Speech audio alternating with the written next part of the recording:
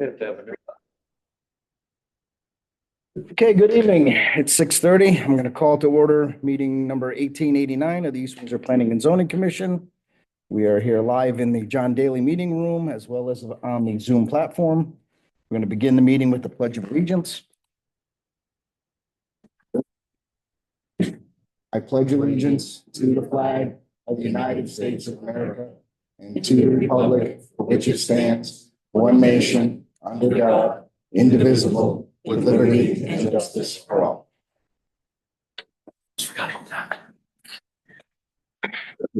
Okay. We have a quorum. We have all 5 regular members present as well as 1 alternate. Are there any added agenda items this evening? There is not. There are not. Okay. Legal notice. There was a legal notice. The East Windsor Planning and Zoning Commission will hold a public hearing on Tuesday, February 25th, 2025 at 6:30 p.m. Details regarding how to attend will be published on the commission's agenda and will be made available on the town's website. PZ 2025-02.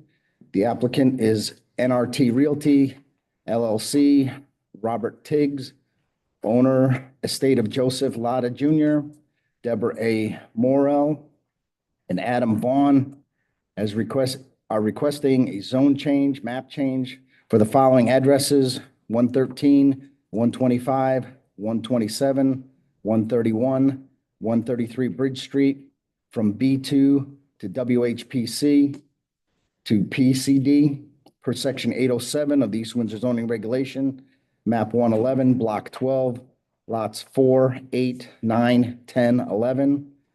The zone is a B2 and WHPC. A full copy of the application is available on the Planning and Zoning Commission's webpage of the town's website. All interested persons may attend this meeting, provide verbal or written comments regarding this application. This was published in the Journal Enquirer on February 10th, 2025, and again on February 21st, 2025.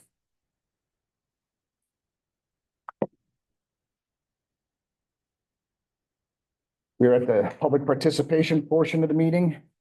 Does anyone have anything they would like to discuss that is not on tonight's agenda?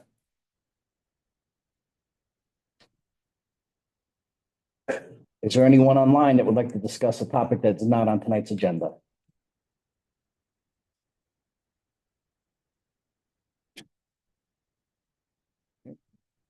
On approval of minutes. Excuse me. We have the minutes of our last meeting held on January 28th, 2025, meeting number 1888. Does anyone have any edits, corrections, suggestions? You can mention, if you look at line 112, there's an X hanging out there at the end of the line. I don't know what the X is for. I would personally strike it. Okay. On line 131, there's a semicolon and then it said Aaron provided clarification. I was thinking maybe that's Ruth Ann. I don't know. The top of that paragraph said that Karen Carzello. Okay. Okay.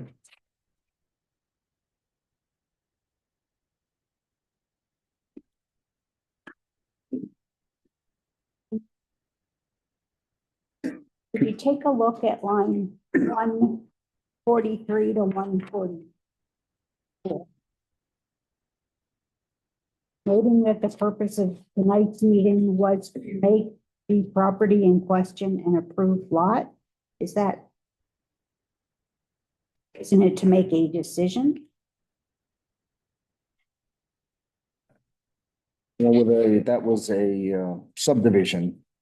So we were going to be making it into an approved lot. Was a subdivision. Yeah. Okay.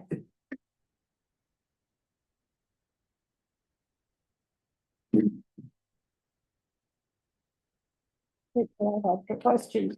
Can I get a clarification? Line 57, is that subnoted that it was supposed to be as 352?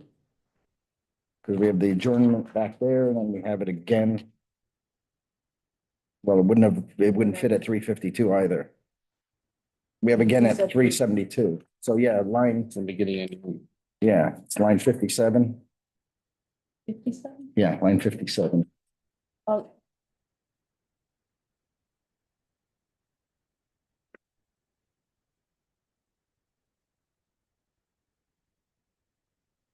those are corrections to the previous minutes.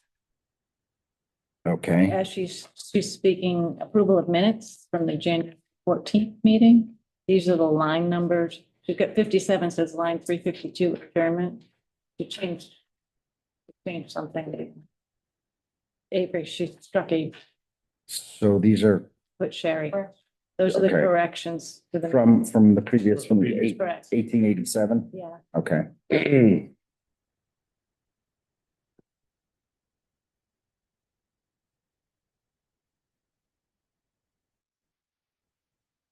Does anyone have anything else? Not, I'll entertain a motion to approve the minutes. I'll make a motion to approve the minutes of the Tuesday, January 28th meeting, which was meeting 1888. We have a motion to approve the minutes. Do we have a second? Second. Second by Dave. Any further discussion? Hearing none, I'll call for a vote. All those in favor say aye. Aye. Unanimous, minutes approved.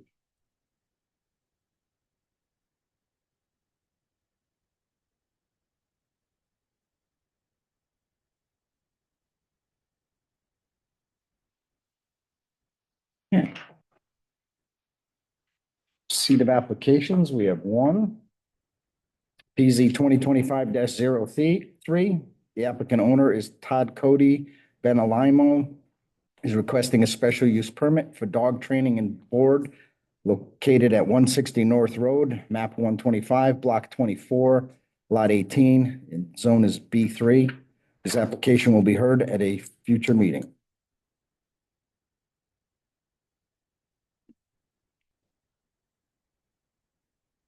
We have no performance bonds, actions, permit extensions, road acceptances. We have no continued public hearings.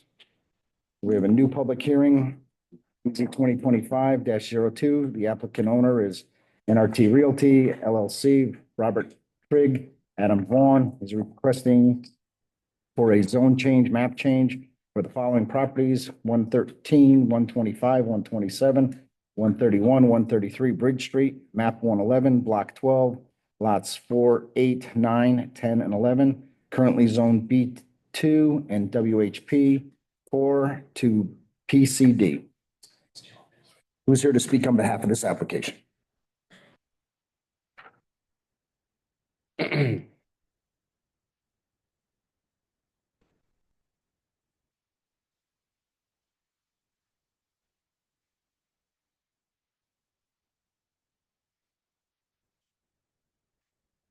evening.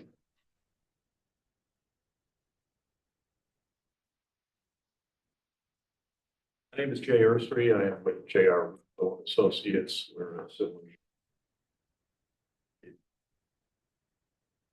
Here representing Bob Trigg and NRT Realty with regard to this application for a zone change to DD zone and approval of a conceptual site development plan for the property with regard to the zone change. Also here with me tonight is Matt Bruton.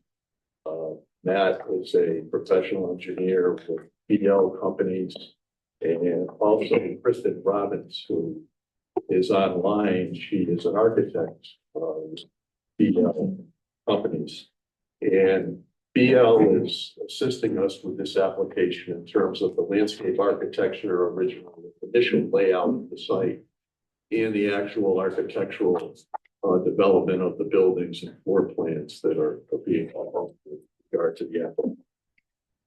So what I would like to do tonight is walk you through the site, give you a little history of the site, which actually Ruth has done a pretty good job with her memo, which I know you all have, which talks about a little bit about the history of back at least with our thing, 2007, 2008.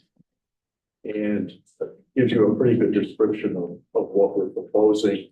Gonna walk you through the area of the zone change. We're gonna talk a little bit about your new regulation, your new planned commercial development regulation, which you adopted back in 2022, I believe, which is what we're proposing to use, hopefully moving forward on this property from development.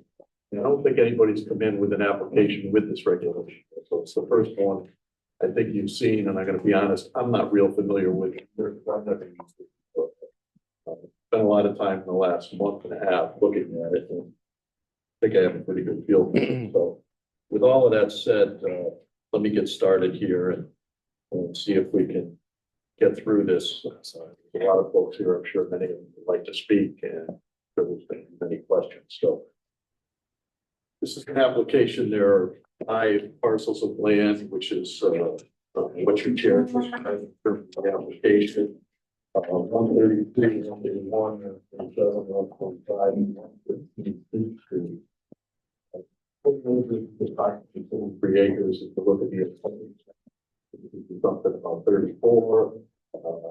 If you look at our survey, I think 32.6, but 32.6, I agree. It's the total area of properties. 3 of the properties are smaller lots, residential in use. There's one large piece that's about 30 acres with a farm piece owned by the Wada family, and another smaller farming piece, which is about 2.5 acres. So if we look up here at the zone change map, and I don't know, can you put this on the board? Might be easier for everybody to see and something larger. Okay. So we're looking at the zone change plan itself. The bottom of the sheet, which is here, is Bridge Street. And if you take a look there and look kind of across the street, you're going to see Gardner Street. This property essentially, from the westerly end of it, the frontage itself starts just a little bit west of Gardner Street and then runs to the east. In total, there's a little over 400 feet in frontage. And here we go. And most of the property across the street is the receiving home, the state of Connecticut property that's located across the street from this, which I think most of you are all pretty familiar with the area here in Warehouse Point. As we go further to the west on the opposite side, we've got the west of Gardner Street, we've got the Geisler's supermarket plaza and the other stores that are located there. And on our side of the road, we've got the firehouse essentially just west of us and all the way to the corner of Main Street. Going in the opposite direction again, north across the street, Boys Receiving Home. And I think we've got the auto parts store. I think it's Advanced Auto. And then the driveway entrance into what was the Hartfield Park, which is now a vacant office building that's located on the other side. We've got a couple of 2 or 3 residential properties. I think another residential, it's actually owned by Colvest, if I'm not mistaken, which will probably be developed in some type of a commercial use. And then the driveway entrance into the hotel and the Sunoco gas station just before we get to Route 91. So this parcel actually is, like I said, about 33 acres. When we go to the south, we back up all the way down to Spring Street. There's one residential home that's located on the north side of Spring Street that you can see there. That's kind of a sawtooth into this piece. To the south, additional ag land and a fair amount of wetlands and a water course that gets us back down towards Main Street. Off to the west is another piece of agricultural land, the hotel piece. And then off to the east, we've got Scott Avenue with some residential properties located on Scott Avenue. And also residential properties on Maple Street. So that's the basic location of the piece. Some of these were just recently rezoned to your Warehouse Point core district. And the others were in B2, which was a zone change that was granted back in 2008. before you here looking to put a large retail establishment here. Look at Ruth's memo, she indicates back at that point in time, it was 140,000 square feet home improvement store that had 33,000 square feet of an outdoor garden center, and I think about 4,500 or 5,000 square feet pad site in the front. That was approved by this commission in 2008. And the developer at the time, we were in the process of going through STC with a permit, and I think we all remember what happened in 2008. I think the economy kind of went in the tank. The developer had two of these sites approved at that point in time. There was this one in Warehouse Point, there was another one in upstate New York, and they didn't build either one of them. They walked away, and this property's been sitting since. So Bob Trigg was involved at that time as part of the development team that decided that he liked East Windsor and decided to come back. So here we are again. So the gist of the application is to change this to your planned commercial district to allow the development of essentially multiple units of mixed use, the combination of multifamily use, retail use, restaurant use, and there might even be some office use within the restaurant, commercial building that's located out front. We'll get into that in terms of the look of the building, the architecture, and the layout, and that's going to talk about in a bit. And Kristen, but I think what I want to do is kind of walk through your regulation a little bit, because there's a number of criteria in there that you need to consider in order to approve this. And I think I'd like to go through that and just kind of touch on a couple of things and talk about the application.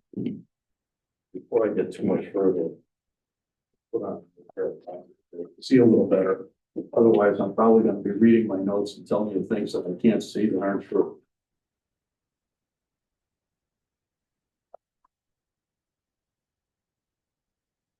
So when you take a look at section 817, Planned Commercial Development District, the PCD zone, became effective in March of 22. And there are a number of things that are allowed here. There's some certain areas that you're allowed to cite this particular zone. And 817 talks about the vision that you had when you put this commercial development district together. Essentially, mixed-use developments, including multifamily housing and commercial uses, are encouraged, which is actually what we're looking at here. Your vision included developments which should accommodate all users with connections to existing infrastructure. That is going to happen here. The infrastructure is all in place for this particular project. We have sewer, we have water, we have gas, obviously we have electricity. It's all there that you see.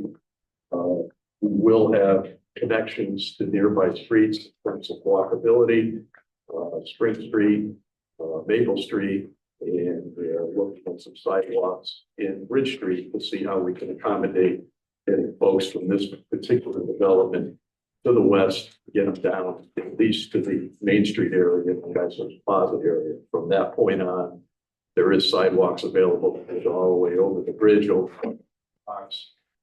There's a brand new, essentially, Main Street redevelopment project that is probably finished within the last year, or maybe even less, on Main Street in Windsor Locks, which incorporated new sidewalks and streetscape to get you from the intersection subtly along the plaza that's there, and eventually get you down to where the new train station is under construction currently. And it's about, I think, 3/4 of a mile roughly from this site to there. So there's some walkability to be able to walk from this particular location across the bridge over to the location for the new train station. So, and it talks about the site being able to have pedestrian connections should be provided, and we are going to be doing that, looking at that. Point B talks about LID techniques, or low impact development techniques. We will be looking at that here. The state of Connecticut just recently came out with some new stormwater guidelines in terms of stormwater management.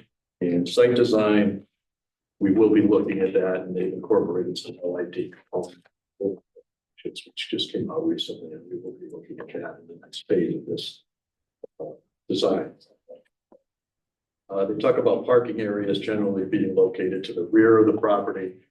That will be the case here. Most of the parking is substantially back from the road to the rear of the property. The majority of it will not be visible from Richmond. Green building technology, use of renewable energy techniques are strongly encouraged.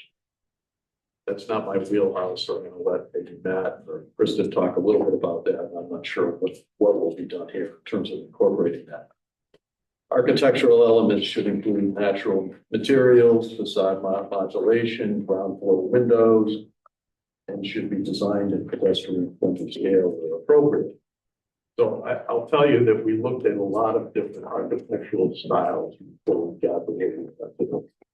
And I'm not an architect, although I've been around a little bit. I'm not a builder, some of I like, some of I haven't liked. And when Matt and Kristen came on board here with BL, they've had a lot of experience here with this type of multifamily housing. They had a number of different architectural styles that they were able to share. And we looked at a number of them, and we brought some to staff and went over with staff. And the one that we kind of went with, and which you're going to see here in a little bit, is one that I felt was kind of fitting for Warehouse Point, being seeing some of the history of Warehouse Point, the Connecticut River, and the commerce that really is what started here at Warehouse Point, being the river as being able to bring goods up and down and ships and so forth. And I thought that this architecture kind of had a feel of that, at least in my eyes. And I'm hopeful that you'll agree with that as it moves forward.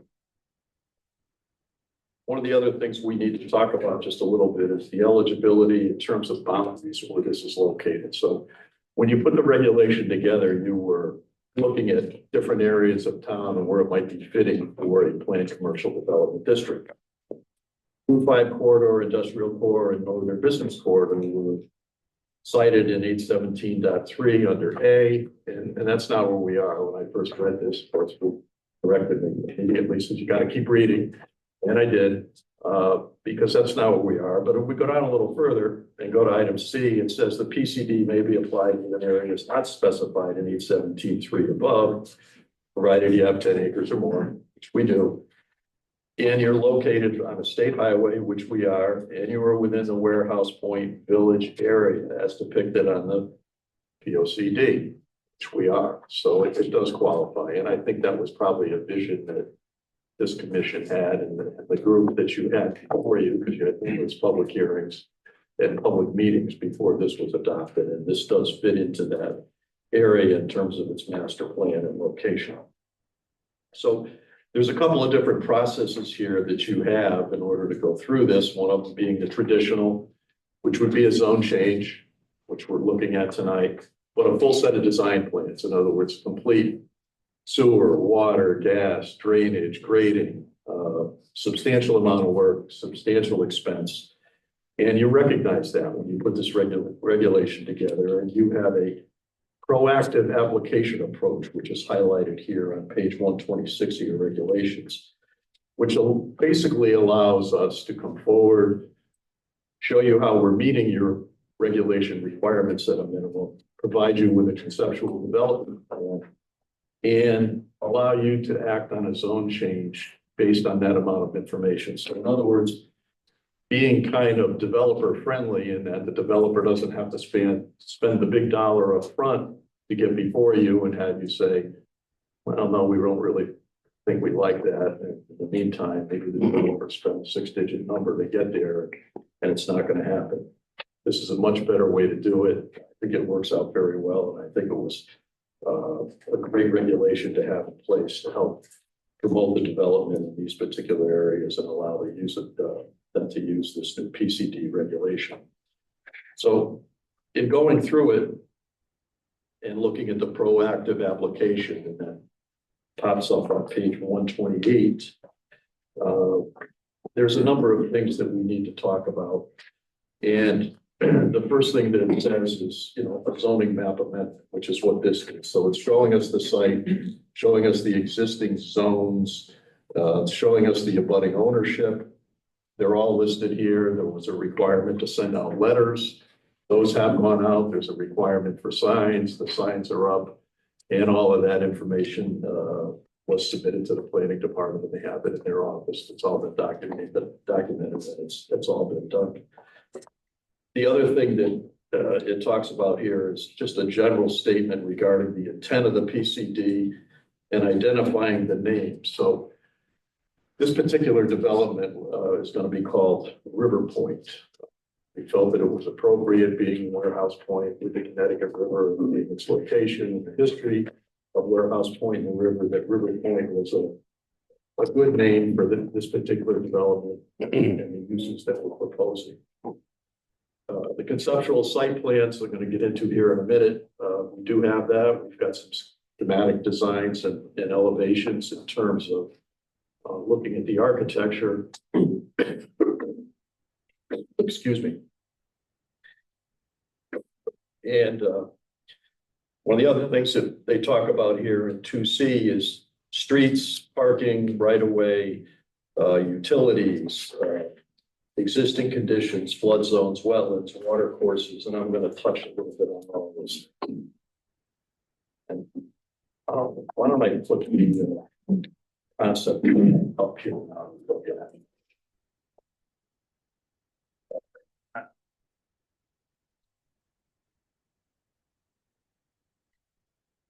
So this is the conceptual layout plan that was put together by Matt, his group down at BL and Kristen. And essentially it's showing us again the same orientation, Bridge Street down here in the front, driveway coming in here, the commercial restaurant, retail use up front, and the multifamily to the right. We're talking about streets and driveways and so forth. These are all going to be cars. We're looking about fire streets. Water, sewer, storm drainage, all the utilities are available within Bridge Street. Storm drainage, it's essentially going to lay out very similar to what we had before. If you look at this closely, and it's a little hard to see, but there's some notations on the plan that written in red. There's one here, there's another one down here, and it's pointing to a little dash line that kind of runs around this site. And that dash line essentially was the limit of the development of the project that you approved back in 2007, 2008. So essentially, we're working within that same area. The drainage system's going to work very similarly. There was a stormwater basin here, there's another one here, and there's another one over here at this point. These two basins outlet to the rear, comes around the backside, eventually gets underneath the main street. This particular basin outlets over here onto Spring Street. There is no stormwater outlet into Bridge Street. All the water comes off the back and essentially gets into the same water pools eventually when it gets further to the south. So that's not going to change. In terms of the existing conditions, this essentially is a kind of a hillside up here. It's a little much higher than the property down in the center of Warehouse Point. Down here in Warehouse Point, and we're going to talk a little bit about the Blue Ditch here in a minute, which is located along this westerly property line. But the elevations down there are in the 30s up to maybe 40-ish. The 100-year flood elevation, I think it's at 34 or 35 in the area with the Blue Ditch over here. And up here where we are on this particular property, we're up around elevation 70, 75. I don't remember what our floor elevation was for the 140,000 retail building, but it's up in the 70s, so it's substantially higher in elevation than the area down here along the Blue Ditch. There are wetlands associated with the property. The wetlands were delineated. There was a wetland permit issued again back in 07, 08. The wetlands are shown on this plan. I don't believe we have any wetland disturbance, although we're working with No, for the project.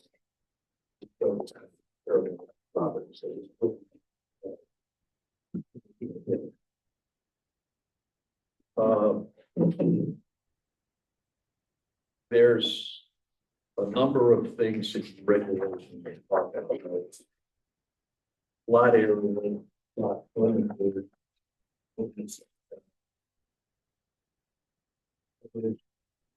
Discovery, parking lots, how many parking spaces, how many are required, how many are we showing?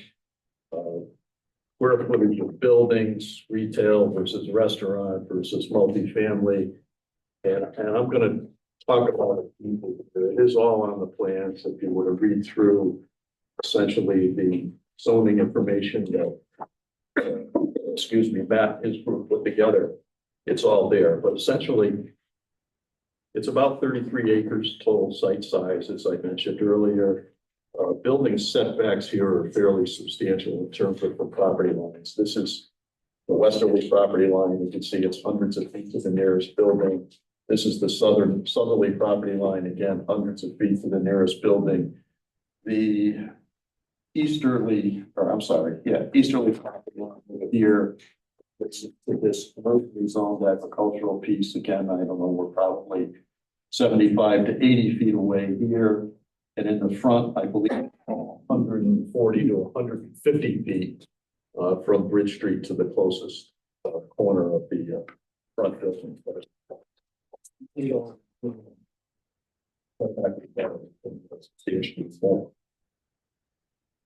In terms of coverages, there are building coverage requirements. I think we allow to 15%, if I'm not mistaken. This particular plan is just less than 26% in terms of building coverage. Pervious coverage, you're allowed up to 65%. And we right now are approximately 40%. So again, substantially less than what the maximum allowable coverage is. In terms of parking, the plan that we approved 2008 had, I believe, 630 to 640 parking spaces, I recall. This plan, we're providing 681 spaces.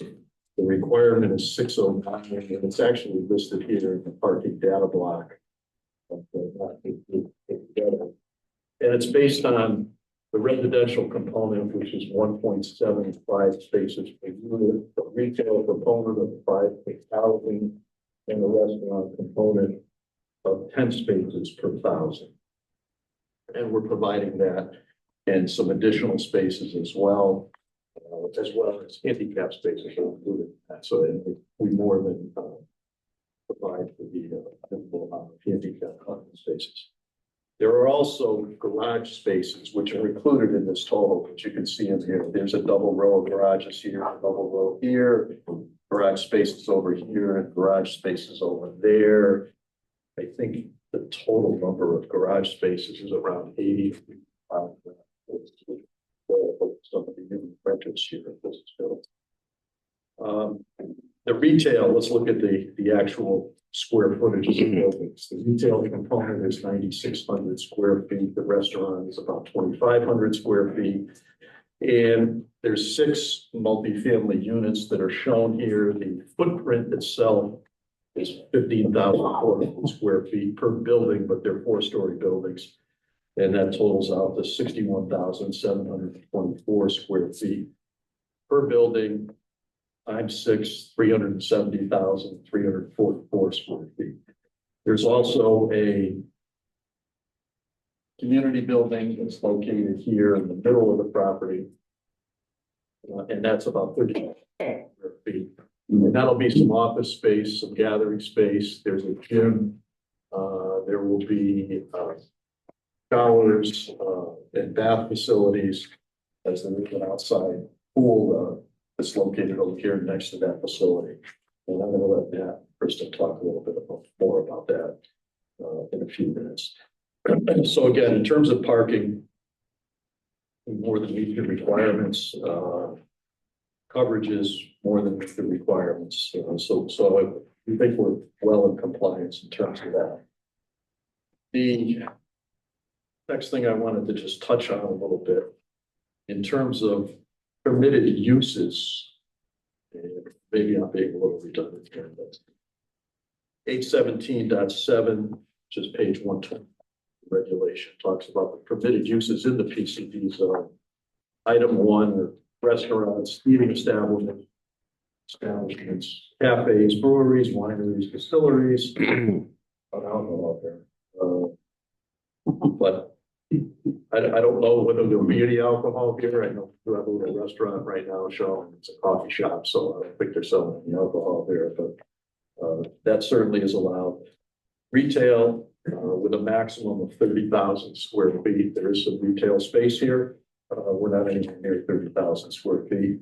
Professional and business offices there could be some space available if somebody wanted to put an office in a commercial building downtown. City Attorney Paul Smith this year with this is Leda, who was one of the property owners, maybe he has to open a satellite office over here. He may be one of the first tenants. We'll have to wait and see. Multiple family dwellings, which is really the major component of this, which obviously is involved in use. Daycare centers and nurseries, maybe, not sure what could happen here. Light manufacturing, not going to be. Research development, no. Indoor storage, no. Indoor recreation, I don't know, maybe. I guess it's a possibility. Pickleball's a big thing today. I see those coming up all over the place, but I don't know what they.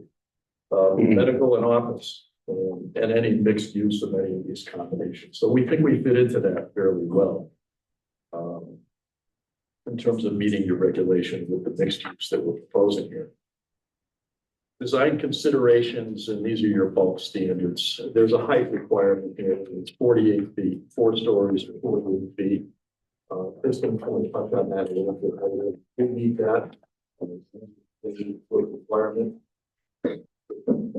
So we're in compliance there. Maximum building coverage, as I had mentioned, 50%. We're substantially less than that. Impervious coverage is 65%. We're substantially less than that. So as we continue to move through the regulation, there's a couple of more things that I just want to touch on. Landscaping and open space. And there will be a full landscape plan, hopefully, with a final application. But open space, there is an open space requirement here of 15% of the site acreage. So at 30 some odd acres here, I mean, we're looking at a little over 4 acres of open space. But when we look at where we are with impervious coverage at 1%, and we've got 30 some odd acres, we've got plenty of land available for open space. And much of that area, which is over in here, will not change, will be preserved. We do have some walking trails that we're showing here. We have a sidewalk connection with a little bridge over the Blue Ditch to get us down to Maple Street. And then we have the amenities that are in this area here. There's going to be a gazebo, we've got the clubhouse, and we've got a pool. And there will be a substantial amount of open space. Mostly will stay natural in terms of its current vegetative cover, but there will be some formal areas that are located here, and maybe along the walking trails as well, in terms of some plantings that may go in there at some point in time. So we think we're comfortable in terms of meeting the open space requirements of regulation. The building design is in section F, again on page 132, and it talks about some things that can architectural elements, windows, balconies, divided larger buildings into smaller identifiable space with a minimum of 20% transparency on building frontages, and essentially a lot of different types of roof configurations, so that we're not looking at a single pitch building or a roof in one way or another, and some. I'm not an architect, so ins and outs of the front of the building. I'll have one big flat surface facing it. And they've done a very good job with this particular building design, the multifamily to help us. It's mixed roof, it's dormers, gables, in lieu of flat roofs, and there's no flat roofs here. So, and I think you're gonna be hopefully happy with the architectural designs that we put together. So that's a basic overview of the zone change itself in terms of the requirements for the regulation. We're very comfortable with it. Read all these. And social development. So,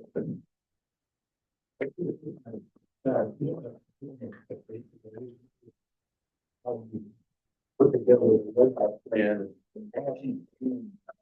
about the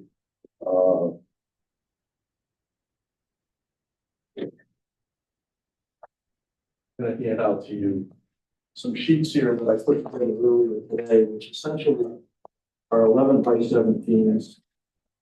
Give you the layout itself, the architecture's in here. A little smaller scale, but it's all there.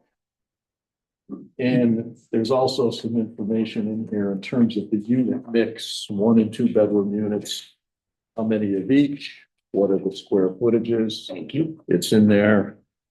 And that was something that actually came up earlier on when we were talking with staff in terms of minimum square footages. And there was some information in your MFP section that talks about square footages. And we meet those. But there's no time. One's good.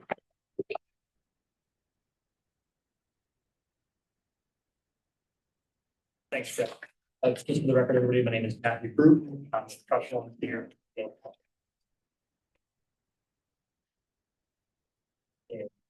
Connecticut. I'll be short and brief. Obviously, Jay, very comprehensive history. Some of the big elements that shows on the site plan here. I'll give you the history of some of the details as we without talking with the applicants, looking at the prior development. Obviously, I'm getting some input from the town before we get formal application. So again, that's the bottom. Obviously, that's the street, same orientation you had before. So really the big thing that we kind of started off with is very large parcel. There's a history of development here with a large commercial retail building. And the goal is obviously to bring it in from what was previously approved. Less impervious, keep those buffers as large as possible, not only to the wetland, but also to the surrounding residential community. So what really started with, as Jay alluded to, is what was the boundary of development? How can we shrink that? So that line that you can see probably a little bit more clearly on the plan in front of you in red does show that impervious boundary from the prior development and how we either match or come in from that. The second obviously is the access. So coming off the street here, obviously you can see, as Jay pointed out, we really wanted to have one big defined central drive that could be used for not only the commercial pad, but also as a gateway into the residential development. So obviously this location was picked similar to the development. It obviously has good sight lines, a straight road to be able, to safely get cars in and out. This is obviously a DOT road, so that would require their review and approval for an encroachment permit. We do also have a small right in, right out driveway there as well that would allow for full circling around the building in front. Everything you obviously see here in the gray is pavement, brown and building, green is grass. Obviously, you can see at Jay's point, I have a lot of these perimeter are looking to be left in their natural state. Obviously, there will be some improvement related to landscaping or showing on along the way.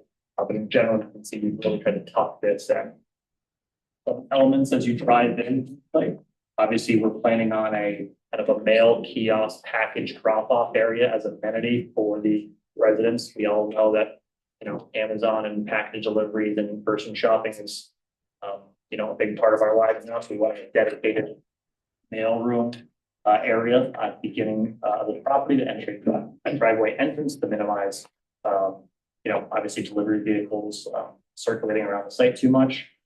As you do come in here, this main thoroughfare, we do have an interior rotary roundabout.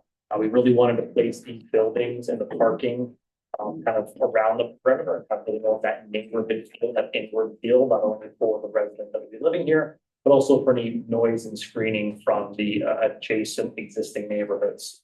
As Jay pointed out, we do kind of show this village green area with some amenities, what we think would really drive a neighborhood and community feel of this, a cool clubhouse gazebo area. But we also do show that interconnectivity to the existing neighborhood community, obviously with sidewalks internally, but also out to Spring Street, and also walking trails internally. Another aspect of the plan that was there before, from a safety standpoint, there was an emergency egress, a gravel drive out to Spring Street that was kept on the plan. That's something that may be still desirable for the emergency services in town. So that is an aspect, but wouldn't be a permanently used driveway for residents or visitors. I think that those are kind of the big highlights from the plan that Jay didn't cover. Obviously happy to talk about any particular details, but obviously as we move forward past the conceptual design stage, we get more into landscaping, traffic, drainage design, things of that nature. But we really tried to lay this out as a least impactful residential community, which is a need in the town that is way less impactful than was previously approved, and hopefully would be a good fit within the neighborhood to promote growth on a very large parcel that has been really underutilized for quite some time. So happy to answer any questions, but I think I might pass it back to Jay or my colleague Kristen to talk about some of the architecture.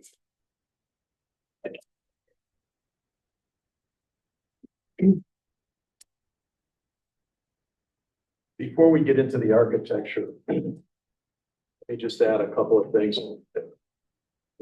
That reminded me, obviously, was talking about the driveway access, and I'll flip this over so we can look at the architecture on the multifamily building. But in terms of the access, back in those when this was done, Scott Hesketh was the traffic engineer that was involved in this, and that particular development with the retail use, there was, even though the parking space count is very similar, the retail use generated a lot more traffic than what this is going to do. Scott is involved in this application as well. He's done some preliminary work.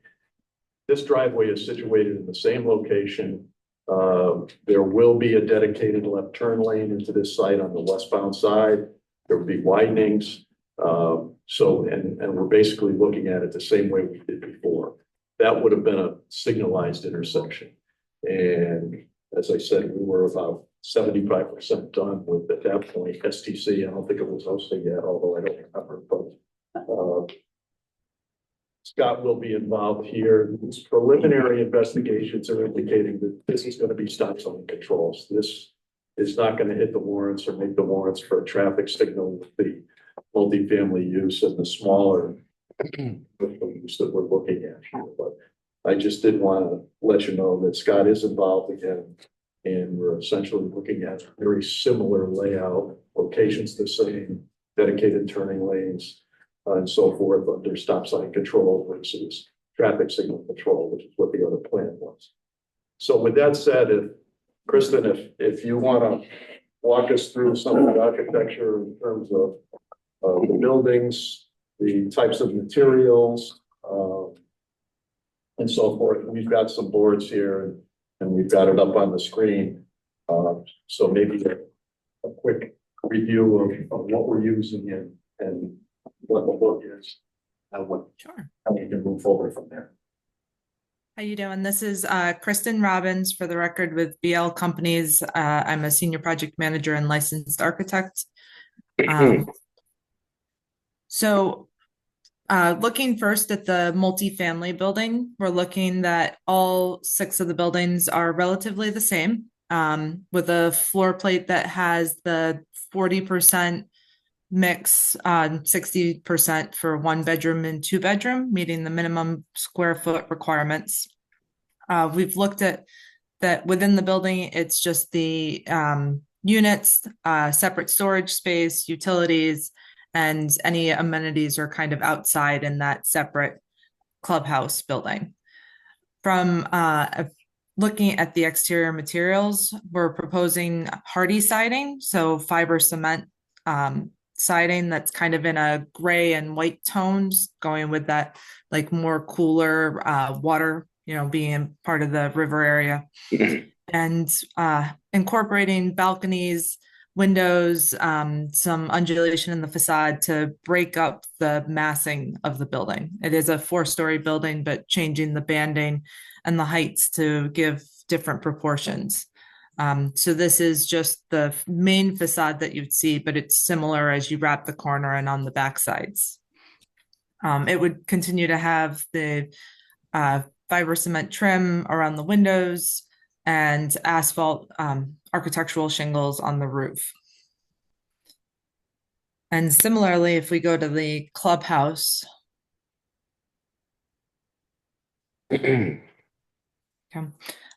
we're proposing the same materials. Similar look, repeating the cupola between the buildings, tying the site together. Some of it's a little bit of the standing seam metal roof, just where it's a more low slope area. Pulling in, again, some columns and trim detail to bring the scale to a pedestrian friendly level.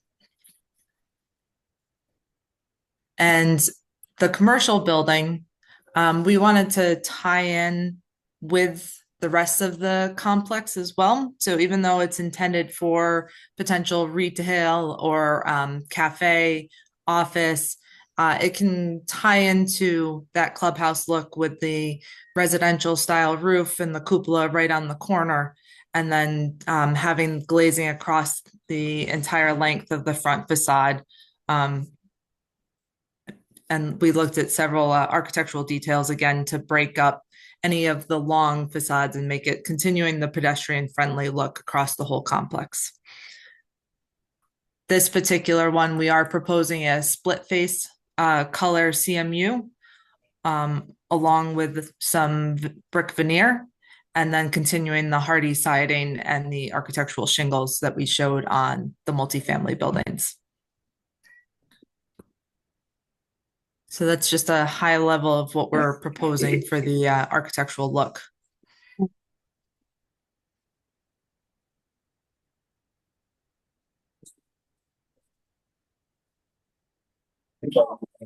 There is a fair amount of cedar shake vinyl siding that's located. Which section? I thought you've got the hardy plank, and then the lower level we were proposing a cedar, or not a cedar, a shingle look hardy siding. it's a hardy siding. So still a fiber cement, but it's a shingle look. It's a shingle look. The thought being here is that with the hardy plank and leadership, it gives it kind of that, as Kristen put it, the watery feel or the beachy feel. Its colors, and I apologize to color printer doesn't quite render this the color that it really is. It's more of a whitish, grayish tone with each beachy tone, along with the what I call the widow's watch on the roof. I felt that it was very fitting for the warehouse paint area being along the river, but that cedar shake, hardy vinyl, siding really does give you that kind of a beachy feel. I think it'll fit well in this particular area. That and the cupolas, the architectural elements that are similar in all the buildings and periods are similar. Other than the commercial out front does have the brick skirt, I guess I'm called, around it. Nice architectural feature. So that's a basic overview of the particular application, architecture. There is no more thing that I have. You're going to have to help me.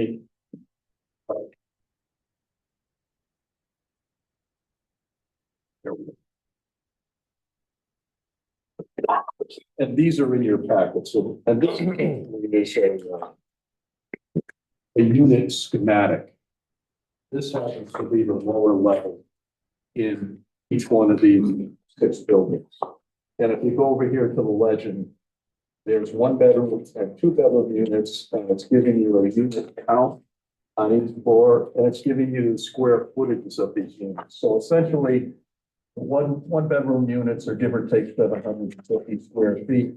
Bedroom units range from the smallest at about 1,000 up to just over 1,100 square feet per unit. So they're fairly good size.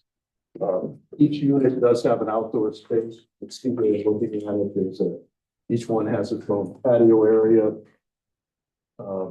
These are the front units. The side units in the front, the patio areas are located kind of to the rear on the side of the building. And then in the back, the unit has a patio area that's located here. There's a front entry here, the main entry is here, elevator shaft here, and then another main entry on the front over here into the stairwell. Now, the upper floors are slightly different. So that's located on this sheet. So this would be floor 2 through 4. And again, we've got the same legend over here, identifying the unit count, the square footages. These 3 floors, I'm gonna look right here at the little brownish shade. These are 1 bedroom units that are slightly smaller. These are 550 roughly square feet. There's 3 of those. The other 1 bedrooms were same size, again, give or take 750 square feet. Those are the pink units, 1, 2, 3, 4. And then we've got the 2 bedroom units that are, those are all the ones that are shown in blue. And again, these are floors 2 through 4.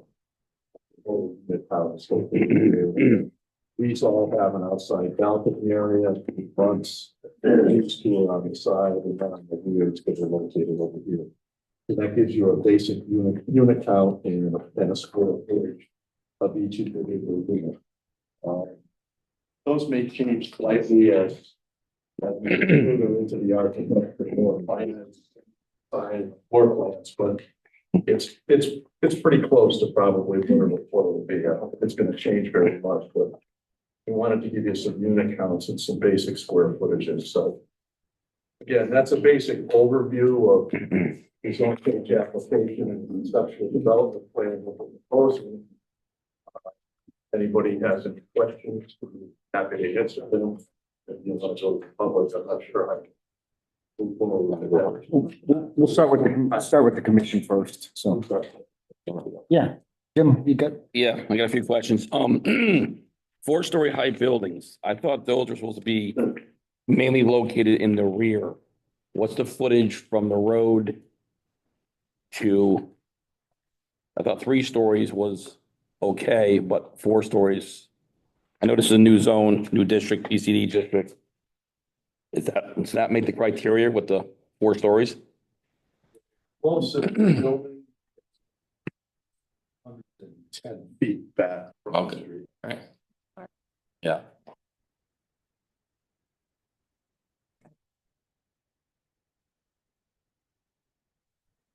Okay, well, we can look into that. Also, the big question in the room, price point. What's the price point per unit? I know it's called affordable housing. Well, any idea on price point per unit? Oh, Mark, well, sorry. These are market rate. Okay, so 1,800, 2,000 or more. Bring a good people.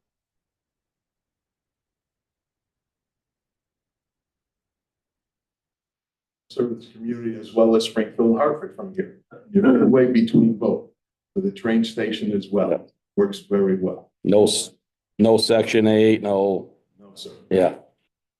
Okay, I know these units go for quite a bit because most of the people now, young people can't buy houses. Well, you take a look also at your other major project that you have here, which is what the mansion. Yep, They're 100% leased with a 60-day notice to vacate because there's a waiting list to get in, there is. okay? There's a reason why. Yeah. You're a good community. Yeah. You're located very well. Okay, couple other questions.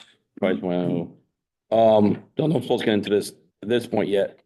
So the old big box store, which we know, which was Lowe's, the dotted line that you drew around the property was the old perimeter.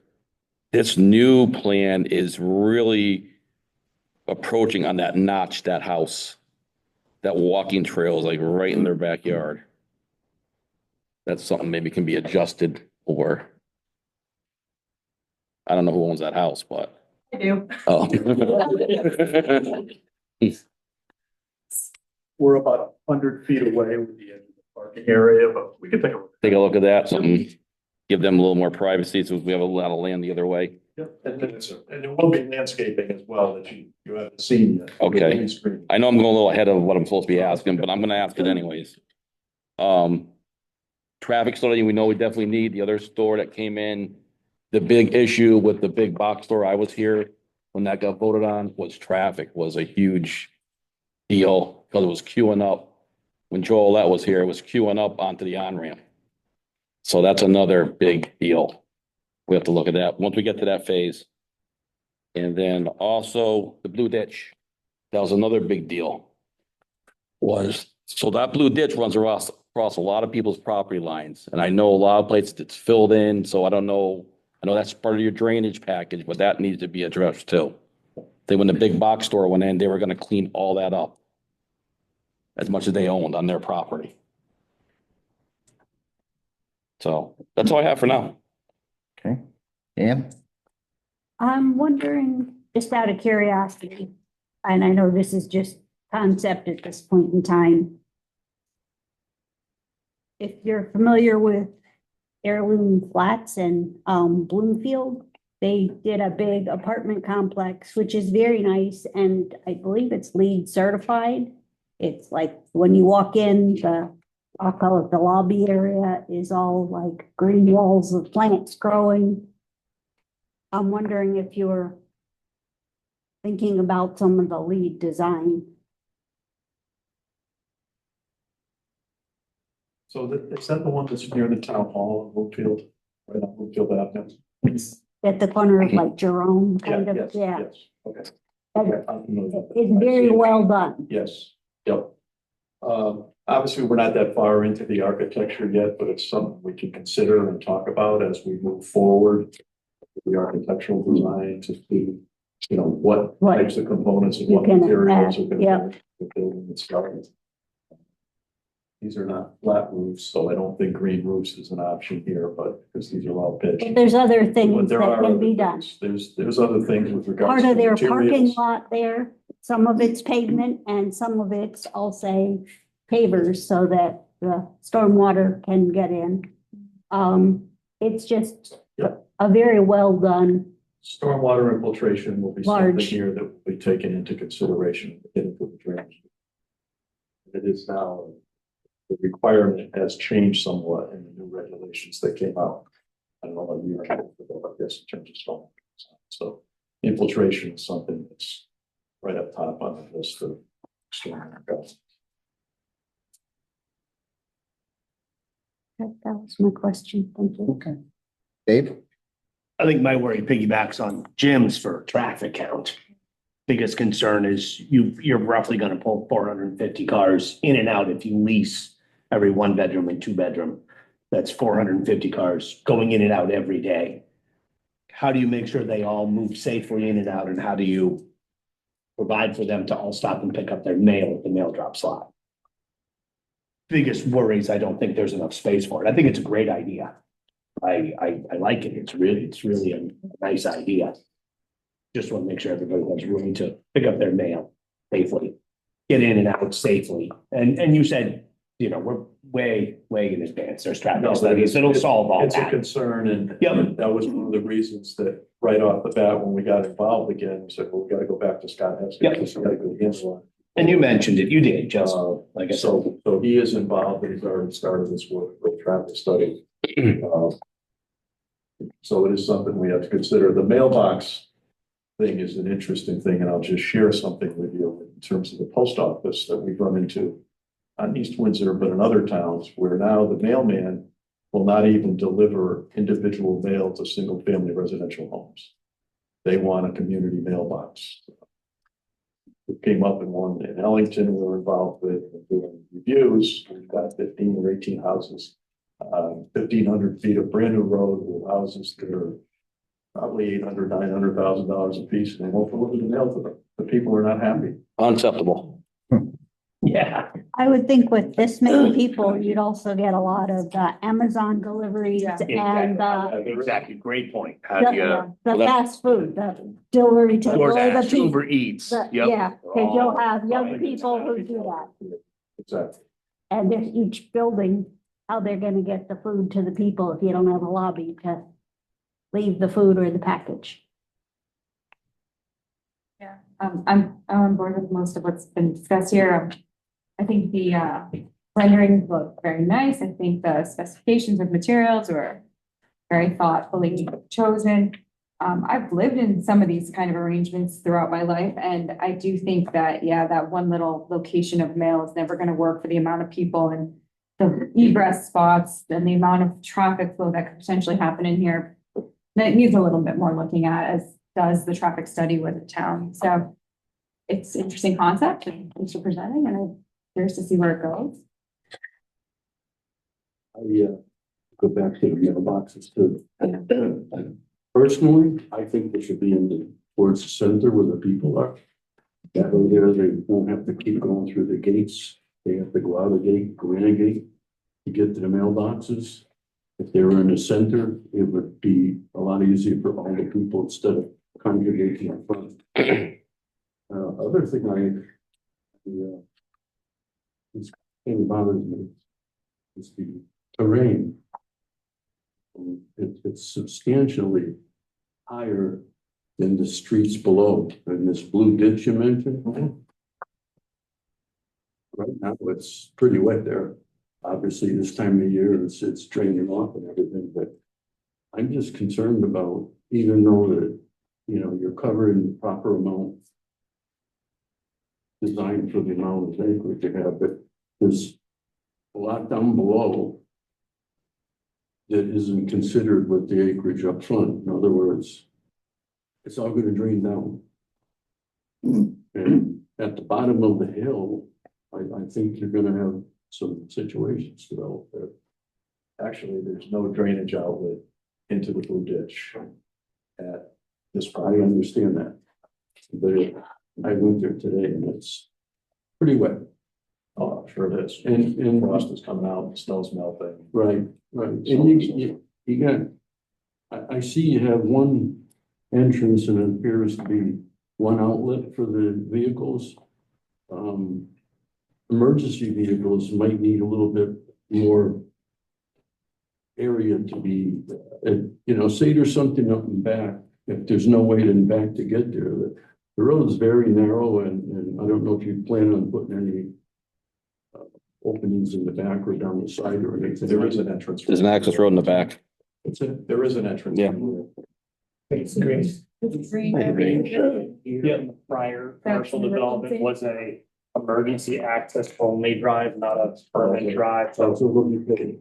That'll be an emergency access. for cars. gravel, pavers, something that's gated locked, something that won't be, That's all. or, yeah. It's very small, I can't read it. But you're right. Yeah. No, that's a must, that has to be done. That's all I have. Okay, Jay, I got a couple of things. Looking at your layout, looks like you're gonna have one trash location. So everybody's gonna have to bring their trash all the way to the back corner there by the dog park. Is that accurate? Correct. There you go. It's for a lot of people for one spot for a drop off. But I'll comment if you like. sure, I agree with you. Done a lot of these. okay, And the Chapman family who owns tens of thousands of units. And we've done a number of these for them, and they all have one trash location. I said, well, what about the person that lives way down at the end? What are they gonna do? They put the trash in the trunk of their car. Drive it over. Drive to the trash facility. I'm familiar with like Bigelow Commons. They have very similar, but they have a trash compactor, whole processing thing, you know. That's exactly what they have. They have a recycling facility, they have glass, cardboard, they have it all. They have their own trash facility, they have their own roll-offs, they have their own compactors. And all the complexes we have done for them all have one location. There's hundreds and hundreds of units. That's how it works. Okay. About laundry facilities, you plan on having any? It's gonna be in each unit? Each building will have, so it doesn't show on the floor layouts, but there'll be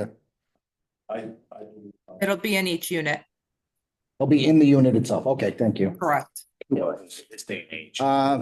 You thought about doing any kind of, in that community green area, like common grills and stuff like that? Cause people are gonna wanna grill. So unless you want them doing it on their balconies, you probably Up should against the building. provide something. So again, going back to the mansions, and maybe you've seen it from the road, maybe you have, it's not all. This was built, it was very similar to this with the clubhouse, the pool. The clubhouse has the gym, this will have a gym, it's kind of a. You went back probably 3 or 4 years and built it and added an outside patio extension, if you will, off of the side of the pool. Pavers, walkways, pergola, and I'm gonna say 3 or 4 gas grills for the tenants. Tables and chairs and so forth. So he did add that facility, and that's probably something that when we get to a little more finite Yeah. landscape architectural plan that maybe could be incorporated into this, because it's not a big expense, and you're right, it's something that the residents will use. Okay. Each unit's gonna have one elevator in it, Yes. so no freight elevators then. Everybody's gonna be moving in and out with their king-size beds into the passenger elevator. 4 stories? Typically, yes, we just do a slightly more oversized passenger elevator. So your finishes will get beat up quite a bit with furniture then, if that's gonna be the way people move in and out through the passenger elevator. We'll share another story. Right? One of my sons, a graduate of the University of Connecticut, was the first groups to live in the Oaks. You're familiar with UConn, but the Oaks were 4-story or 5-story building houses, mostly students, with an elevator. And he was on the 3rd floor or 4th floor, I don't remember.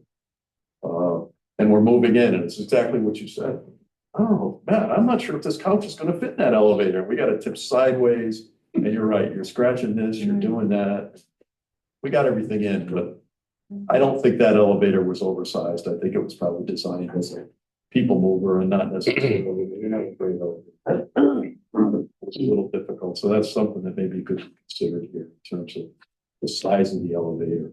We weren't using the stairwell. For sure, but you have to think about that. The furniture's got to get up there somewhere. And some of The furniture tends to get larger and larger now. well, 2-bedroom square feet is a good size unit. Sectional, so it's come apart, but something to consider. Okay. Lastly, where do you think mechanicals are gonna go? Behind the buildings, on the floor? You're not gonna be roof mounted or anything like that, right? Utility box.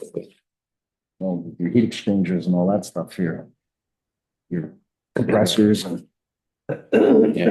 Well, We haven't got that. Okay, but we'll consider you'll it. do that, the screening, all that, yeah, okay. Yeah, we've often done them on the roof as a bathtub built behind the sloped roofs so that you can't see the condensing units on the roof. Right, well, that was my little checklist. Yvonne and Mike, do you have any questions for the applicant? So traffic study's coming, right? You Yes. know, you'll go to OSTA. Preliminarily been done. Okay. And you're mindful of the need for EV chargers? Yes. Okay. I had one question, if you could touch on really quickly. phasing. Obviously, it's a large development, and one of the things that we talked about when you were preparing to submit this was setting things up in the driveway, and the reason that alignment was there is not wanting to have a situation where you're building 3 buildings and you have tenants in 3 other buildings. But the intent here is not to build everything all together at once. It will be phased, or has that changed? If you could just kind of touch on how you plan to manage the construction or development of this site as you have tenants. Tell you, if the demand is what we think it is, you'll get a whole lot more buildings going up quicker. Okay, it really depends on the demand. I guess, and if you plan on opening prior to, then you're gonna have a phasing plan. We need to look at and consider as to how it could be done if it needs to be phased and how the construction traffic will get in and out. Be some amount of disruption and so forth. So take a look at that.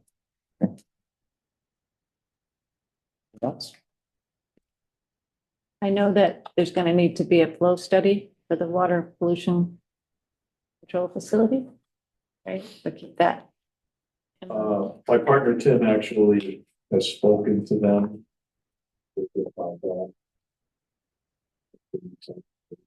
Okay, I have some thoughts on it already. I think it's an issue. What, something. yeah, just want to flag that for you. Yes. And then, something that's likely to come up too is the thought about school children and how many may end up living there, and if there's accommodations for bus stops and the like. I do have some information that I can share with you on Wynwood Apartments and Canyon Ridge. They're also 1 and 2 bedroom. And they're fairly large developments. Do not have a lot of children coming out, but it's information that really you should look at, and we can work with the superintendent. So as far as schools go, we are declining in children. We need kids.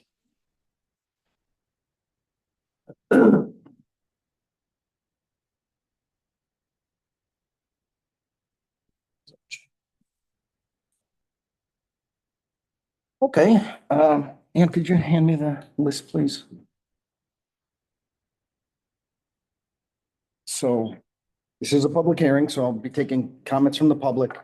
How we're gonna do this is we'll have each person, as I call you, you'll ask your question. We will hold off on getting responses till the end, so we're not a lot of back and forth between the applicant and people in the audience, so. Before you call the first person, do you want to name the 3 Oh, okay. items, just so Sure. we have it on the record? Okay. So there were 3 written comments submitted in to us.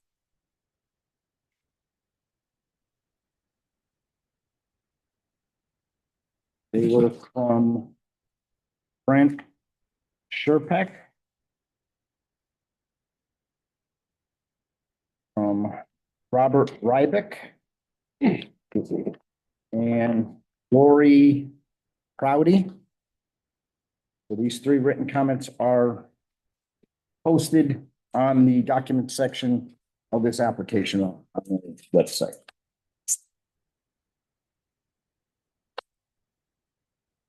Okay. First person, just I have a Paul.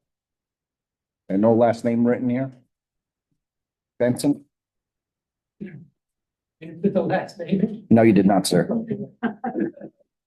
We know. Okay, would you mind going up to the podium to be also visible on the web camera?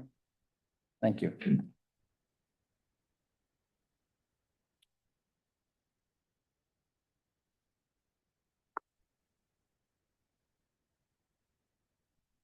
My name is Paul Benson.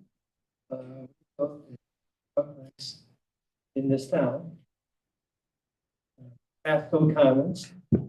We have 82 units. It was built in 3 phases, which works out well. Control your construction. As far as mailboxes go, third building, we put in a separate mailbox with enough to actually cover those buildings, which seems to work out very well. And we have no problem with the coming up with the little units and stopping by each one of those and bothering them. So that seems to work out very well. We are mixed use though. Mixed use is different than what you're doing here. Mixed use, you're gonna have your office on the first floor and your residential on the second. Okay, and that's the way they work. And it seems to work rather well. We have a good mix of different types of people there. Enjoy the complex. We didn't put in any food, or anything like that. It's strictly just for people to go to work and function. Of course, when we had the situation with the COVID-19, that was a whole different situation. A lot of people worked in their homes. So that seemed to work also well. The stairways go up, we can wider staircases. They're not 36 inch, they're 42. So you can get furniture up and stuff like that. There's also, we have different situations of the decks in the back of the units, which are kind of make them private also. Fortunately enough, we have a tree farm on the other side, and the Christmas trees are stuff like that. And then on the other side, storage area, people have the next door. But it seems to work out well. We did a good design on it. There's 82 units. So we don't have a lot of extra vehicles back and forth. So do you have any questions about this? Pardon? Do you have any questions about this application? No, I didn't know what you wanted, so you were talking about, phases and things like that. Okay. So I just put that in, 82 units, mail, how we did the mail and all that. Those are questions that you had, and I was just trying to explain to you what we did Okay. with 82 units. I wasn't trying to impose that your other section that you're doing, which I'm sure will be done by us. Okay, thank you. Okay, next one, I just have Joan. Could you have the last name, please? Nordell.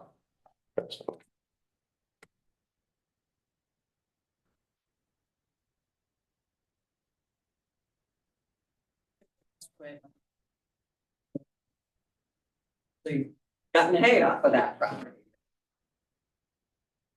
And so I know what the property is, and it concerns me a lot about the traffic because I still go to the post office in Warehouse Point to get my mail every day.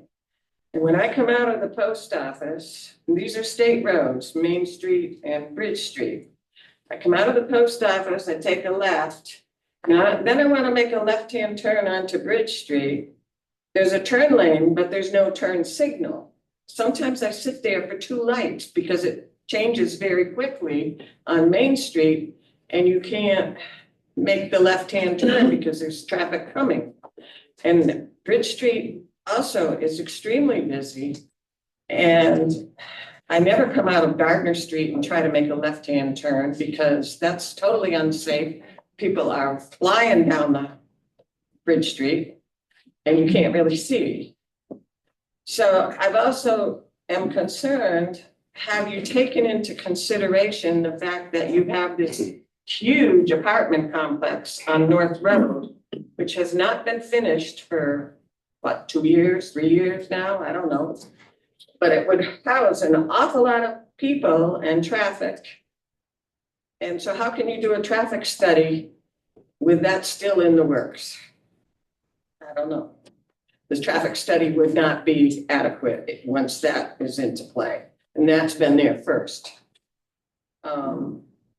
I also am concerned about our sewer system and the water system to take on that many people and more restaurants. yeah, a business that was gonna go there, a Lowe's store, wasn't gonna have flushing toilets and washing machines going all the time for 330 apartments. And I don't think our sewer system can handle it at this point.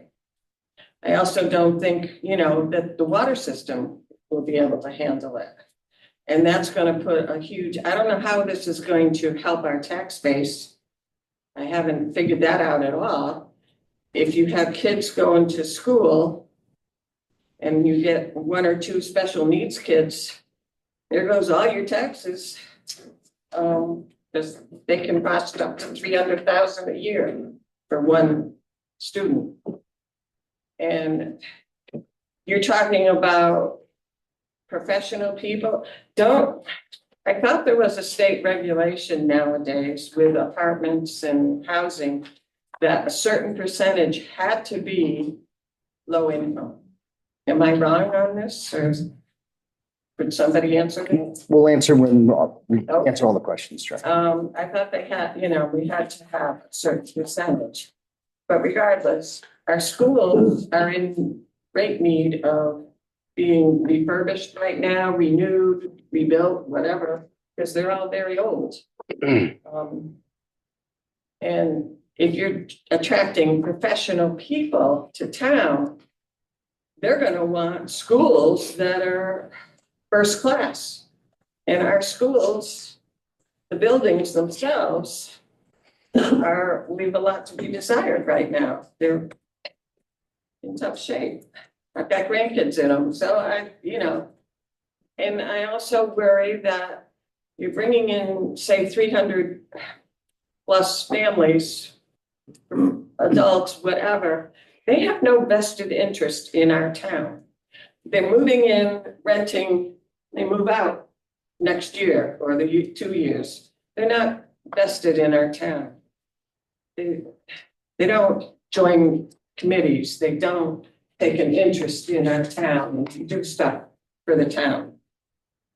Your professional organizations are elsewhere, I'm quite sure. So, but I would like some answers about the traffic studies and how it affects our tax base and whatever else you can help me with, but I'm not in favor of it. Okay. Paul Anderson? Yeah, just one quick question probably for staff.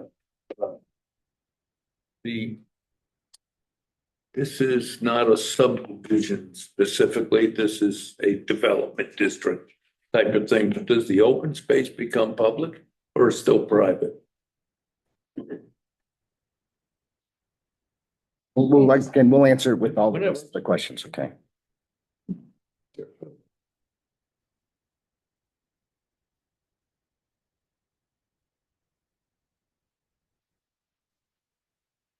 Okay, we have Haley Zoom? Zoom? Yeah.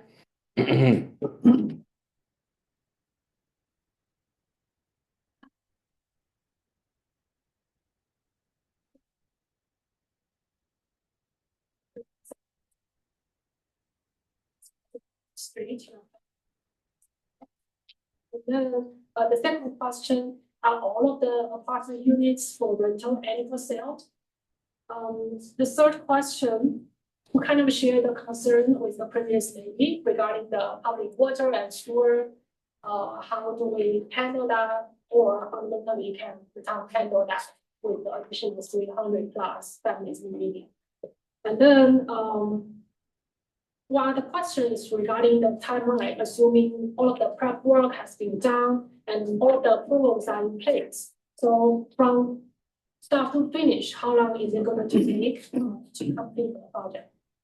And then last question, maybe that's the easiest one. So we just want to know how much is the distance between the border for those two Bridge Street property? That's it. Thank you.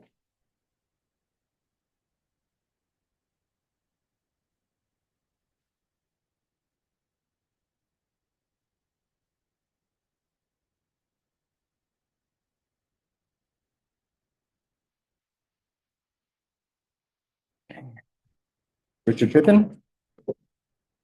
If,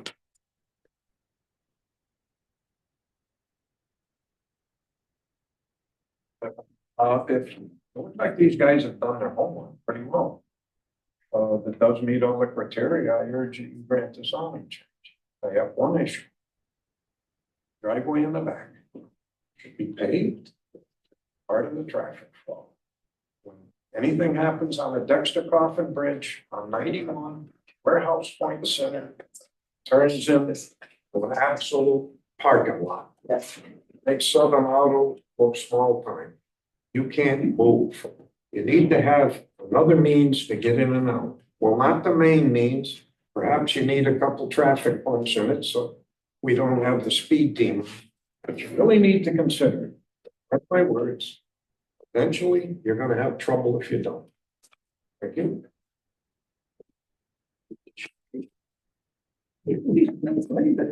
Yeah, you're right.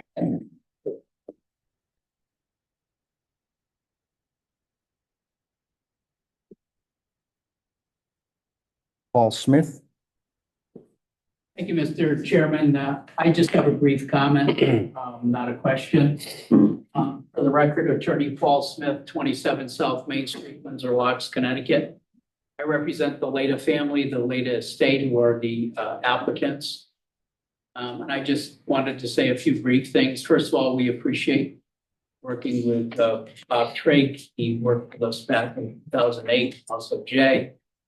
On the prior application, Bob did everything that he said he would do back then, and it was just economic circumstances that happened that the large big box retailers basically withdrew from all these type of projects across the country. So it was just a macroeconomic thing. So we were happy and pleased to work with him and Jay again on this project. We think, I happened to be before this commission back last year, and you were working on your Warehouse Point district. And it seems to me something like this, which puts a lot of boots on the ground near that district, will help that district prosper, because you were talking about, let's put some shops in your Warehouse Point district. And you know, retail shops, service shops. Well, for those to work and for those to prosper, you need boots on the ground. And this is an opportunity, I think, to do that. The other thing I was pleased about, and I know the latest word, is that it's done in a way that there's significant between the project and the abutting neighbors, because we really don't want to adversely impact anybody, or at least impact them as minimally as possible. Again, knowing that the property isn't a business zone by this change sort of mixed use zone. Latest have owned this property since 1950. For many years, it was an active vegetable farm for them. But in the last 20 or so years, this wasn't really the activity that worked. We've always maintained some sort of cover crop there. It's hay, mostly corn, I think now. So we would hope, and we appreciate everybody giving this their consideration. Appreciate your time, and certainly respectful of all the comments. Thank you.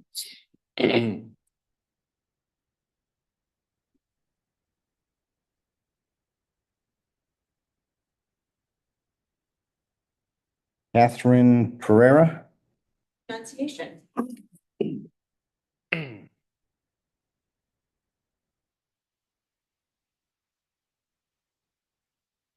As I mentioned before, my husband and I are the four suckers who own this property right here. That would be us. This is our house. It's a two-family house, and this is our garage, and this would be the walking trail essentially through our backyard. So obviously we have a vested interest in that. Our concerns, questions, I guess, I will echo the comments about the traffic. Just a couple of other considerations to that. Obviously, there's been the revamp of the Windsor Locks downtown area. With that has come a lot of traffic already that is sometimes backing up all the way to Sophia's. I know a lot of you live in the area. It's really difficult to navigate when you're down on the Bridge Street area due to that traffic. So again, I know the traffic study is coming. My thought there is there consideration to the fire departments that's on the corner there, being able to get in and out with those traffic backups that we're already having. And also obviously the police departments on Main Street there. So just making sure that we safety in our community in terms of the traffic that is already stemming backwards from the bridge up into our street. Another thought, it seems like we are downplaying the water situation. My question, I guess, is have we walked the Spring Street area? The hill is a significant hill. This is not like a small grazing hill. On top of that, with the farmland, it does absorb a lot of the water. I have major concerns about that changing to a concrete platform in terms of the water, given that we do have a lot of flooding on our property already up the hill, which then streams down the street. So we have like eroding in our driveway based on the amount of water flow that is coming down the hill. So as of right now, this is all field and fertile farmland that is absorbing a lot of that water. I have a lot of concern about how that would impact, obviously, our street, but down the hill where there's already significant water rushing in the neighborhoods.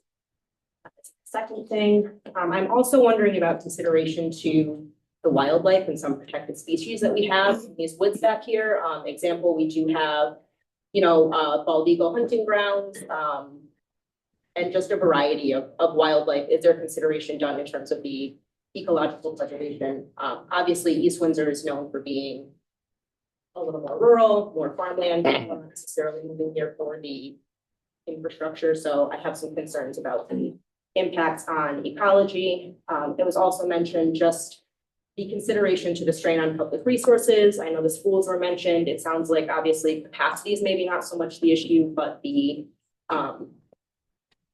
just like the strain on the schools, the school buses, and then on top of that, we've got this office across the street and not accommodate for this influx of, potentially if it's 300 or so units, say 2 people, we're looking at 700 plus people moving into a largely residential, aside from this section right here, this is a largely residential walkable neighborhood that we are looking to add potentially 700 plus individuals to. So I just worry about the strain on our public resources as well. Again, I think it was a good point to be brought up. Is this going to be available for public use, or are we now taking, that away from the residential area? So just a lot of thoughts and concerns. Obviously, we are largely affected given that we are, I believe they called it the jigsaw or something along there up there, but just walking trail just in terms of our own security. We're talking about Spring Street adding traffic. That's a 1-lane street essentially. So this is, I would urge that we walk this area and see. It would be an extreme impedance to have that traffic coming through Spring Street at all. Just a lot of thoughts. I think taking a look at that area, it would be a really negative impact to those of us who are in this area. So, thank you very much.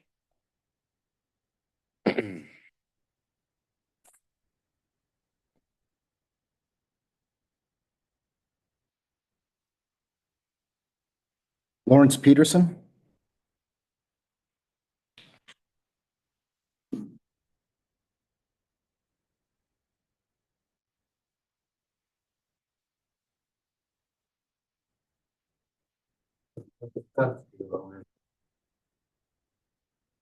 Jigsaw portion of it.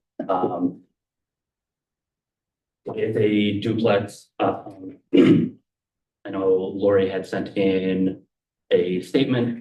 She asked me to read it. I don't know if that's allowed. It's one of the letters that's been submitted, and it's on the record already. It's on the website.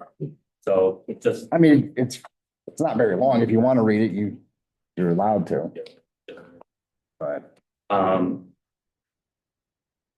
so this is from Lori. So she's been living there for about 8 years. I currently reside at 50 Spring Street, section of the East London. Born and raised in the Melrose section. Returned to live in town after a 20-year stint out of the area. She opposes any further zoning changes. Shopping complex or similar to be built off of Third Street. And we're just going on the plan. No secret that this will prove quite disruptive and upsetting to be affected by the proposed plan on 3 sides of the property. However, the concern is not only for their safety and welfare, but in town as a whole. The area holds sentimental value for many of the residents, as it's obviously a very, very old area. Who may feel that the construction of a large apartment complex would disrupt the town's heritage and change the character. The transformation of farmland, which obviously is going on throughout the area into solar fields in most of the other areas. Turning it into a densely populated residential area will damage the town's rural charm and identity for both reasons why everybody loves winter. And there are also practical concerns related to infrastructure and sources. A large complex would significantly increase the population density, which would, as many other people have noted, strain existing infrastructure such as roads, water supply, sewage systems. Residents will be subjected to increased traffic congestion, which obviously we have the new firehouse down there and everything. Additionally, the police, police fire rescue services might not be equipped to handle the increased influx of people to the area. And lastly, the environmental considerations. Obviously, the farmland often serves as a natural habitat for various species and previous balance. On a daily basis, there's deer, red fox, bobcat, all different types of animals throughout the area. That paving over these areas will destroy their habitat and cause more damage to the environment. Including, she just wanted to raise her concern and with this budget.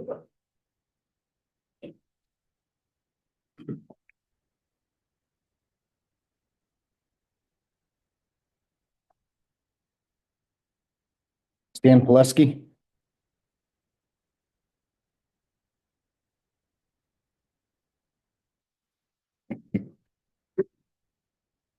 Dan Pileski, Barbara. First is comment to the zoning board. Stood in this room not too long ago, and we had a change in a number of properties. And the question was asked, this is one of those properties. Since there's a lot of applicants, and if I remember right, question was asked for Mr. Thurs, who? And I think we know now because a plan this size doesn't happen overnight. So I'm hoping that there was not known and it was changed just to make it happen for this one. That would kind of really upset my apple cart as a taxpayer and resident of East Windsor. My concerns with this project. As a commuter to Windsor Locks on a regular basis, this 140 can be an absolute you-know-what show at any day of the week. I exit on 44, 45, or 140, depending upon what the traffic is. Sometimes I go down at 291 or up to 190 to get by, depending upon what's happening there. If anybody thinks you're gonna walk from the back apartment here across the 140 bridge to that train station in the weather we had the other day, you better change your brand of cigarette because it ain't legal. Or maybe it is legal in Connecticut, it's California legal. That, to be able to watch, it just blows my mind. It's not gonna happen. They're gonna drive. We're having, nothing against this, yes, this is wide, but all you need to do is have some form of emergency up in this neck of the woods here. With the fire apparatus, police, ambulance, what have you, you're gonna tie this area right up in here. As you got people coming in, leaving, for your mailboxes and miscellaneous. This is a gravel road leading down to Spring Street, which isn't really much more than a one lane. It's one lane. You're gonna be bringing fire apparatus up through here and come down through here. In my recollection, when we had the Lowe's project coming in here, I think I might have been on DBA at that point in time. Oh, look. See ya. Anyways, just upside down. We had an exit out of the back of Lowe's, headed over to the sports ball. And that's where we had ran over to for an extra overflow of traffic. I'm sorry, but this neck of the woods here is gonna be a choke point. It may not require a traffic signal. You do not have any offices up here in that Hartford office park. The old movie theater, the slab is empty. We have a Walmart that is empty. This will be very busy. Really, really busy. Your traffic, you're gonna have, it's gonna be tough. Also too, are we gonna have to add paid firefighters during the day to be able to cover this, for this? Is our ladder apparatus enough? We have enough fire equipment to be able to handle this, and if this Walmart, that slab, everything else is all going on at once. You guys got your work cut out for you. The blue ditch, from my dealings on the ZBA, and he even said it runs all the way back down to when we even played Little League at Osborne Field and how the blue ditch affected Osborne Field. That blue ditch was cleaned on that Lowe's one there. So we really need to look at the impact of that. I would really hate to be living here and have it at 100 feet off of me. That needs to be, I have solar. I'm a solar neighbor, okay? It's not the kind of neighbor I want. I was much happier with the farm machinery. I think it's got areas for improvement in this. And my suggestions are, look at the traffic patterns, because the traffic pattern, we don't even have these apartments up by Killam done. That guy is supposedly in some deep money troubles, and they'll get there and they'll get there eventually. But you got a lot of other businesses. Dicers Plaza is a great plaza. It's busy. When they redid this, they did a great job on the traffic improvement and the patterns that they did. But it's still, as it was stated by another person, you don't want to take a left. You can take lefts out of here, but you kind of take it at your own chance when you go up you go out of here. So I would look hard along at the traffic patterns, the blue ditch. And if you look at Newberry Road, if I remember correctly, we built little bridges on the walkways so the turtles could go underneath it. So, hey, maybe you got a turtle under here, you gotta build a bridge for it. I don't know, but it's definitely ambitious. So good luck. Thank you.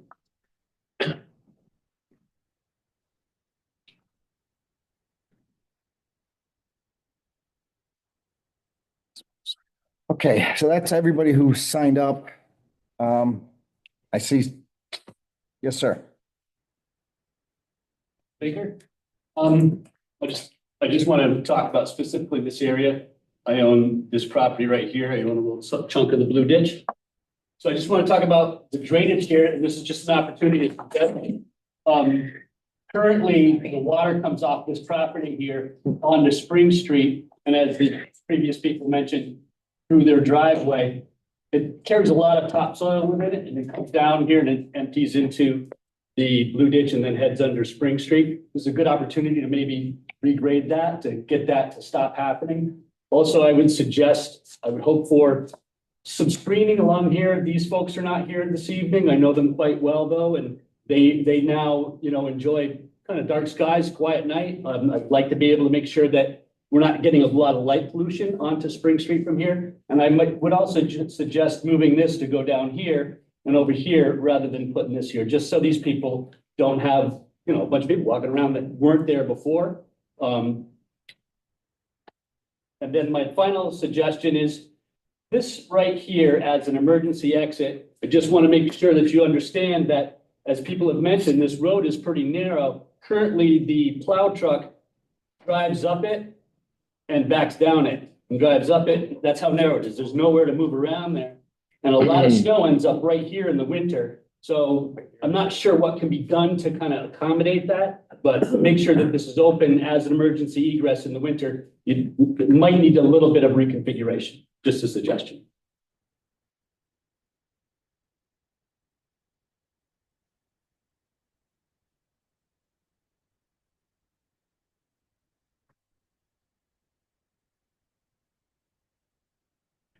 Is there anyone else in the room that'd like to speak?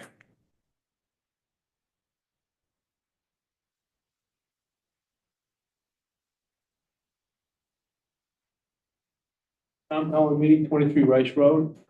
As has been mentioned quite a few times, is the blue ditch runs alongside of this property. We've been dealing with the blue ditch issue for many years. This is a perfect opportunity to get this blue ditch cleaned out so it's working properly. That's all I had to say. Thank you.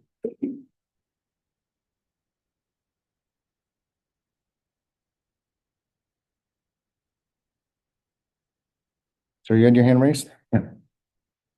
My name is Chris Portas.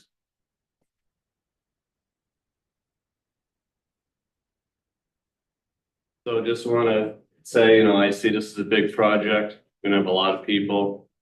I live here on Spring Street, and just going from here to my job, which is to Dexter's Mill, sometimes just going this way takes a long time. You want to add more people going to the highway and into Windsor Locks.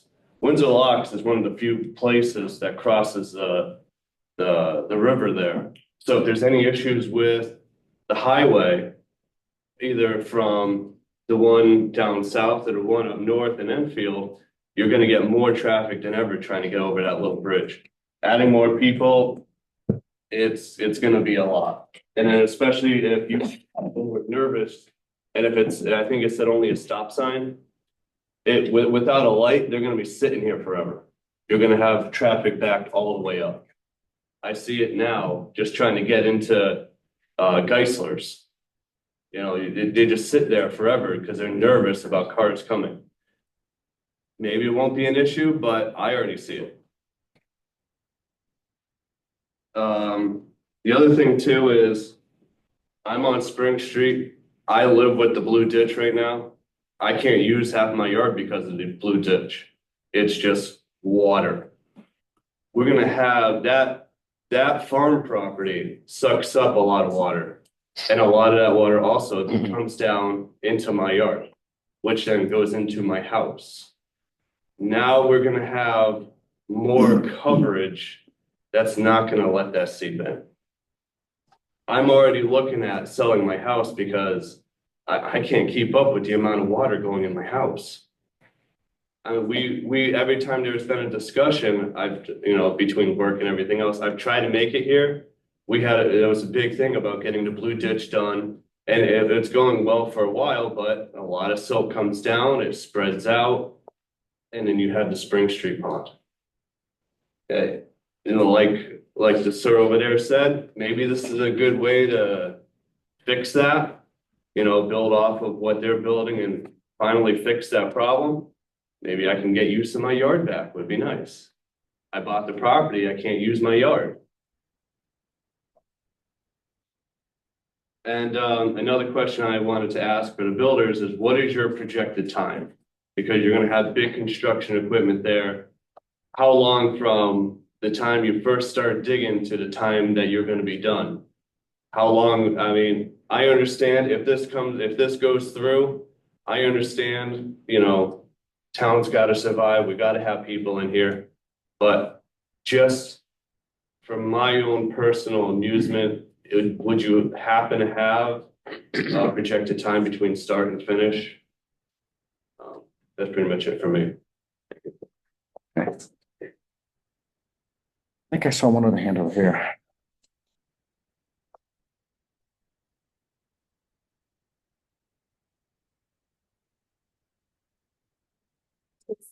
Rock and the 2 Sky Avenue.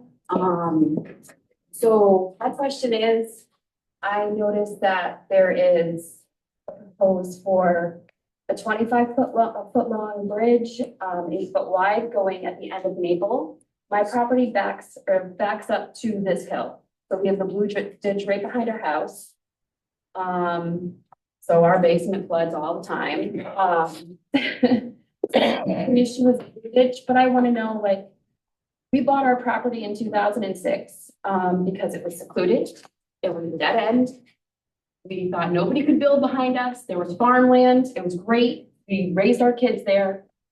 And now I'm gonna have to look out my window and see this huge building on top of the hill behind my house. Like, I don't want to see that. Are you guys gonna put landscaping, or like, what are you gonna do on the top of the hill so we don't have to see that? I don't want to see a building behind my house. Number 2, like, this is gonna be a walking trail behind our house, so all of our privacy is gone. All the people that live on Scott Ave, our privacy is gone. So does our house value go down now too? So I want to know what's gonna happen with the blue ditch and the privacy for the people that live in the area. Like, it's all gonna be gone. People are gonna be walking through our backyards where we don't have it now. So that's my main concerns.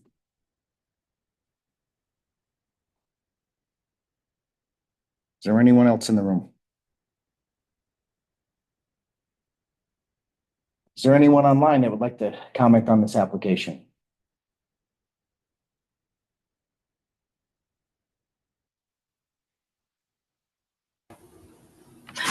Hi, I'm Lori Proudy. I had an earlier statement. Okay, go ahead. I just want to reiterate the wildlife, namely that is an eagle hunting ground. We see eagles in our backyard over that section where the new zoning wants to go on a daily basis. And the last I knew, eagles were a protected and endangered species. I want to know how many years would they have to study the patterns of the eagles that are currently there before they could go ahead with something like that. And it's not just eagles. I mean, we have gray fox, red fox, coyote, deer. There's been a bear on the road. This is a natural habitat, long time farmland. I think we should protect it, not pave it over. We're asking for too much congestion. And I think this will just be the start of more to come. We need to protect our lands in East Windsor.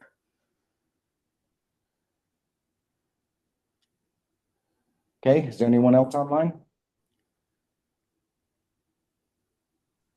Yeah, hi.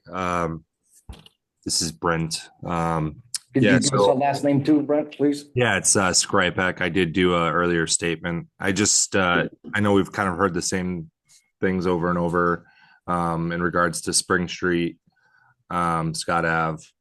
The elephant in the room is the drainage.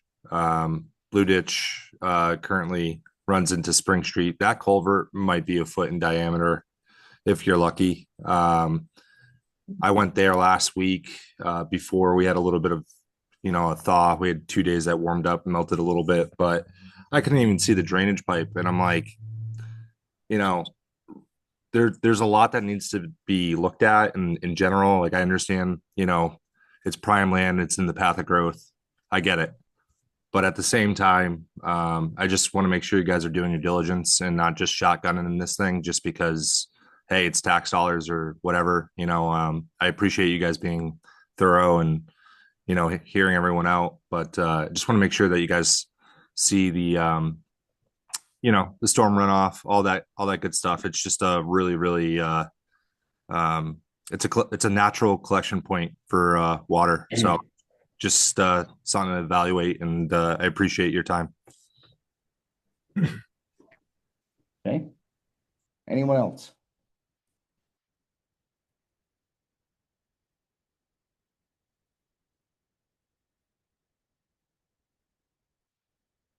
Okay, Jay, I assume you're going to be responding to most of these things, so if you'd like, I can kind of go down the list of what I kept track of, and you can answer what you can, and if not, get some more information at a later point.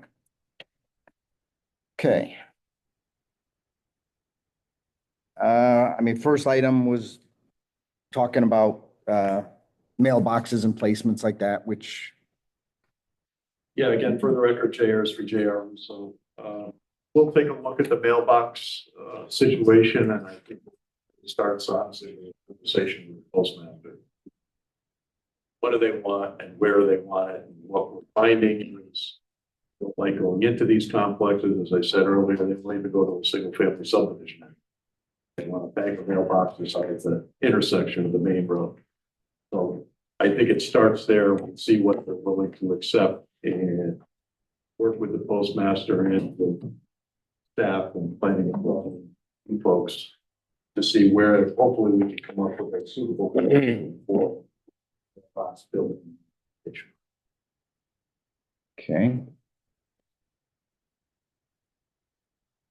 I mean, traffic was discussed over and over and over again, and we're well aware of that. There has to be a full traffic study.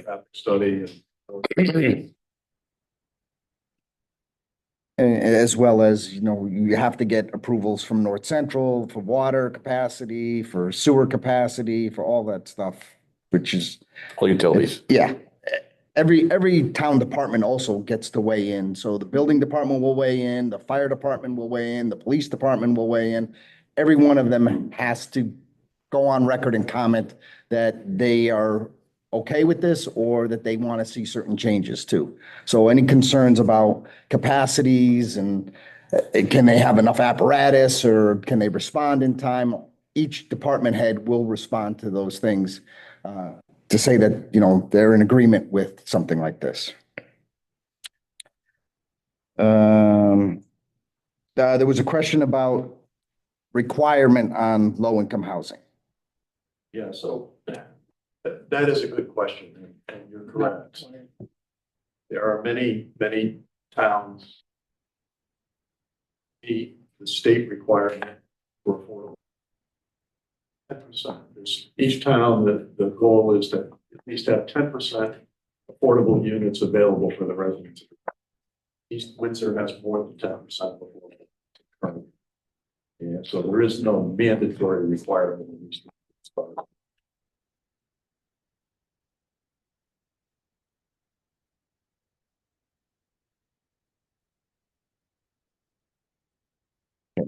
Mr. Chairman, there's an issue with that statement.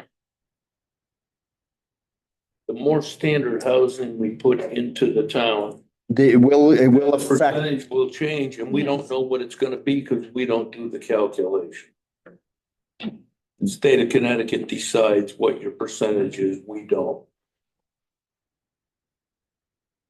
That's for the 10%? That number, that the state of Connecticut does the analysis of what your percentage is. We don't get to calculate that. And they do it when they want to. The point is, the more standard housing you have, that percentage is going to adjust. And we don't know how it's going to adjust. I'm not saying it's a consideration, not a negative. Understood. And would you like to explain what happens if we do go below the 10% on the affordable housing? So the 10% number, up with an affordable housing application were to come before this board. If you are below 10%, you're not able to deny. Right? And if you're above, you can put higher restrictions on a development. And I just clarify, the 10% number, there's a number of types of dwelling units that contribute to the 10%. So an affordable housing unit is deed restricted for a period of 40 years at a portion of area median income. But there are also certain types of USDA and other mortgages that qualify. And so the reason why the Department of Housing calculates it on an annual basis is someone that is meeting certain criteria and buys the house, even if the house is not restricted in its price. If they go through CHFA and other certain types of mortgages, that qualifies towards the 10%. So even if this project were to come online, the number of residential home sales in any given year could qualify and move that number. It's any housing unit which is considered to be government assisted, which there are 3 to 4 different types. So it's not just a deed restriction that we most traditionally think about. And that's At this point, we're over anyways. At this point, we're over. Correct. Yeah. There were just some comments made about that our schools are in bad shape and that people are not going to want to come because of our schools. And I guess it's up to the market. If people want to come, they have children. If they don't have children, it's what you present the product. It's up to the market to decide if they want to come or not. That's correct. It's market driven. Yeah. There's also a comment saying that renters don't stay in our town. I think that personally it's shifting a lot because I have a child who's 35 and says she will never own a home. She's going to rent her entire life because that's what they want to do. They don't want to own a home. They don't want to have the responsibility of maintaining a property. So the demographics is shifting. So, and she's lived in this town 35 years as a renter. Well, in the last 10 years or whatever. That's a very good point. And I'll share with you a news story that I heard within the last 2 weeks, driving PICA president. Yes, the Connecticut Realtors Association. Realtor, talking about the real estate market in general, but one of the things that they talked about was how much that has changed since probably the last 5 or 6 years. COVID had a lot to do with it. The current interest rates had a lot to do with it. But one of the things that they said was the average age of a first-time home buyer today is 37 years old. I'm looking at a lot of folks here in this room, and I'm one of them who's a lot older than 37 years old. But I bought my first house when I was in my 20s, in my mid-20s. And I know a lot of folks that I knew at the time who bought houses before that, and that's all changed. And I agree with the chairs that there's a lot of folks out there today, younger folks who have no interest in buying a house. However, they do want a nice place to live, and they want hardwood floors, and they want granite kitchens, and they want stainless steel appliances, and they want nothing but the best. And they don't mind spending $3,000 or more a month to get that. And they'll live in that apartment and they will stay there. But they have no interest in buying a house. And the market has changed substantially. And I think the comment that Mr. Trigg made earlier about the mansions with a long waiting list to hold, it substantiates that. Folks today, younger folks especially, are looking at nice apartments. So like the chair, my daughter lives in an apartment complex like this. She has a good job. She pays $2,000 a month. She has no ambition of owning her own house. And $2,000 a month, that's what I paid for my first house when I bought it 25 years ago. She's paying that for rent. But she's happy. That's what they like to do. Hardwood floors, stainless steel appliances, beautiful place. No maintenance. Brand new, just like this. They come in, the Amazon guys come in, drop their packages off to the office. They have a whole separate room for Amazon and all that. They pick their stuff up and they go about their life. So like Chair said, demographics have changed. Jay, there was a question about open space, if it's going to be public or private. The requirement here in your regulation is open space for the residents of this particular community. So this would be private open space. It would not be. Okay. But maybe we could adjust the walking trails. that way. We'll get to that Oh, question. There was a question about sidewalks and conductivity. So I don't know if your plan really shows much on Bridge Street for sidewalks, but you intend to, No, but it's something we've talked about with staff in terms of a sidewalk on our side, trying to get it down to the area where the firehouse is to connect in with the other walk system. That's something we can look at. We can also look at a crossing. There's in some other towns with connectivity projects, where it's difficult in some cases to put a walk in, we might have a mid-block crossing.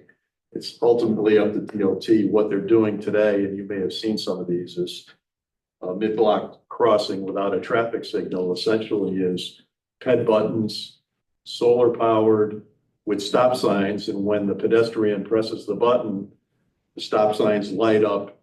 They have lights around and the cars stop and the crosswalk and they can cross the street. UConn's got a lot of those. They do. We just did some in Suffield, up by Suffield Academy for the counties.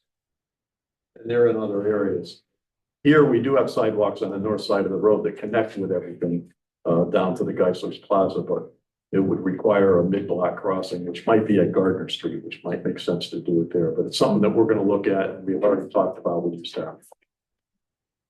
Question was asked, all rentals, or are there going to be any condo sales? All rentals.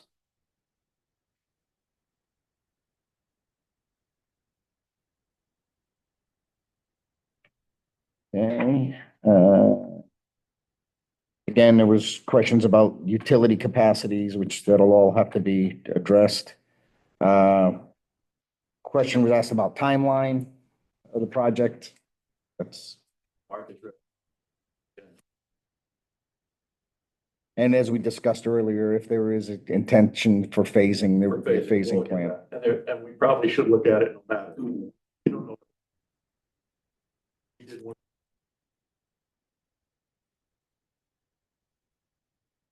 Fully rented now and has a waiting list like most of them do, but when they first started, they had difficulty. And they were doing townhomes similar to what these might look like, and a lot of the people that looked at them thought that they were condos. And they were rentals, so they paid no attention to them because they weren't looking for a condo, they were looking for rentals, but they looked like condos. They had a tough start in getting started. Once they got going, it was fine, but it took a little time. So this has got a year or two written all over it, for construction wise, at least. Last one we did at Enfield was 340 something units, and I think it took just over 2 years. Yeah, so I'm right on track, yeah.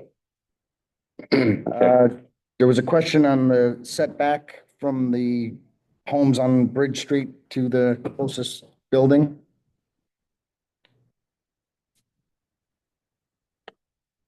I think we were talking about here, which I think is the brick house, if I'm not mistaken. Looking at something around 150 to 160 feet. And there will be landscape buffering that'll be added to that area. The landscape plan is completed. But right now, from the closest property line, which would then for these garage units is about 150 and 60 feet away.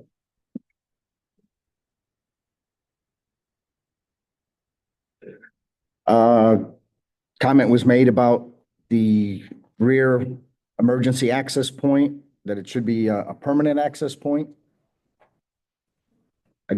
Yeah. That'll be something again with the fire department's input on it. Take a look at that. Baker that brought it up. It's probably an idea with the speed bumps. Folks on Spring Street may not care much for that. Alan did bring up the point about the snowplow backing all the way back down Spring Street. Well, I think no matter what we do here, whether emergency access or not, that we provide an area for the snowplow to pull in and turn around so he doesn't have to back all the way out of Spring Street. So, and that would be very simple to do with emergency access drives, just a matter of moving the gate in. Just like to clarify, Dick Pippin wanted to have that. I've arm wrestled a lot before, but I will challenge it again. We'll say the location of where the emergency road is exactly the same location we had before. It is. It wasn't anywhere different. It was Fire wanted it there. We'll take another look at that, see how we may be able to modify it to make it function a little better and talk with Public Works about the snowplow issue and see how we can help accommodate their issue there as well. Okay.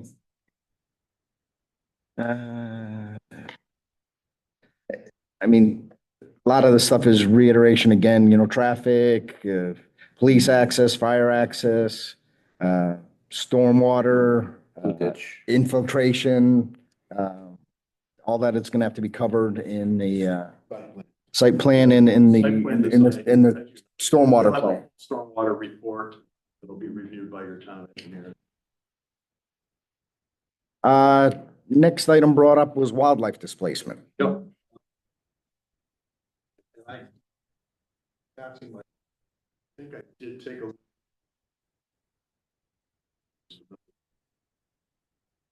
It's a map that's put up by the state of Connecticut. And each town has one, and basically what it does is it identifies areas where there may be endangered species, there may be threatened species, and they'll tell you what species they are. And I'm pretty sure I looked at this particular site. I don't think it was in it. I don't believe it includes it. It does kind of follow the Connecticut River, some because of the eagles and other issues, but we've run into it before in a number of places with developments, but I don't think this particular site is ID'd as having any endangered or threatened species. So, but you will take a. We'll double check.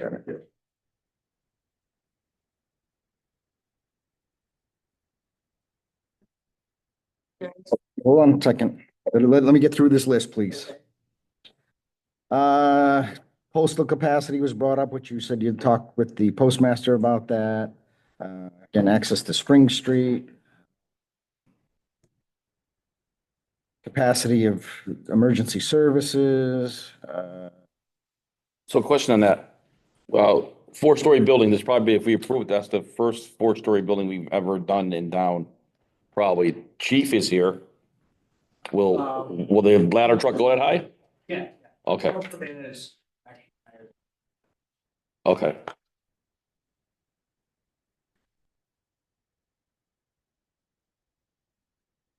The question was asked, was a zoning change done with knowledge of this proposal coming?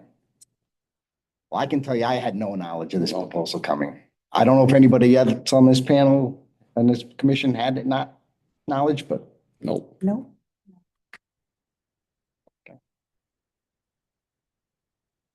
The Blue Ditch. A lot of people asking about improvements. Yeah, and that's something that did come up, 7 and 08, and it was part of our drainage. Ran it again, through it again. Commissioner Thurs remembers it, I'm sure. Yep. And there were some improvements, proposed at that point in time. However, I will share with you at least my thought on the Blue Ditch. There's two things going on here. There's upstream flow coming down, and we do have some restrictions at Spring Street and Holcomb Terrace. There's also flooding associated with backup of the Connecticut River.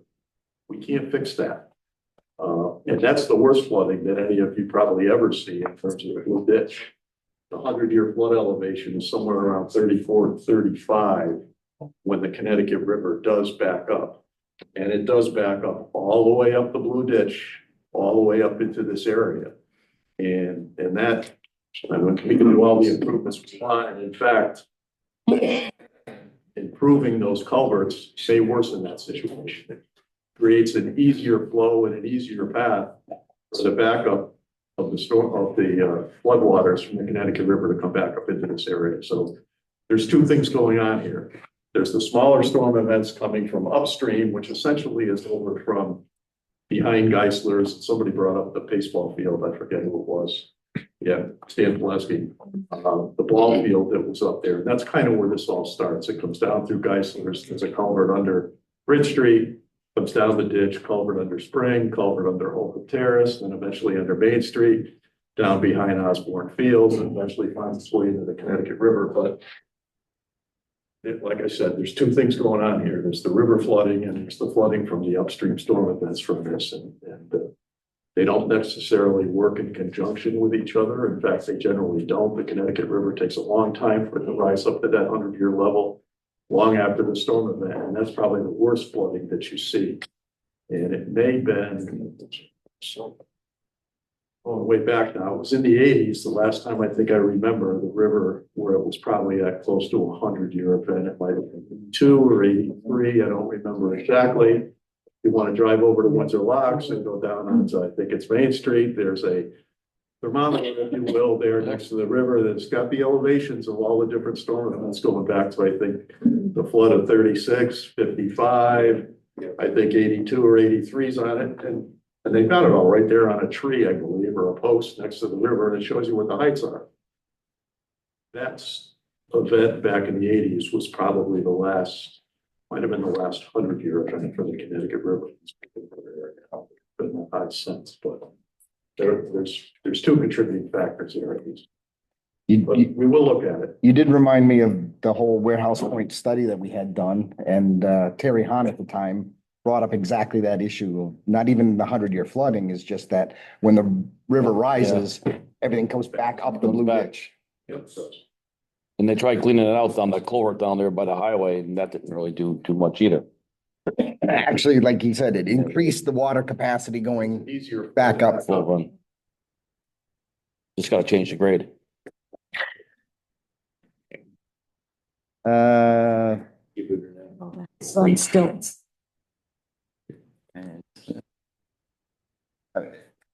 Walking. There was a thing about turtle crossings. If you identify, I don't think it's been identified as any turtle habitat at all or anything to that effect. Natural.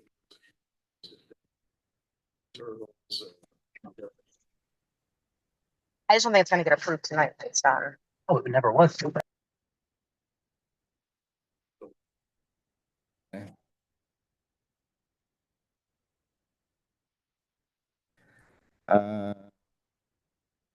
Questions about screening, that will all be, and light pollution, that's all gonna be part of the That'll be part of the photometric plan and landscaping plan.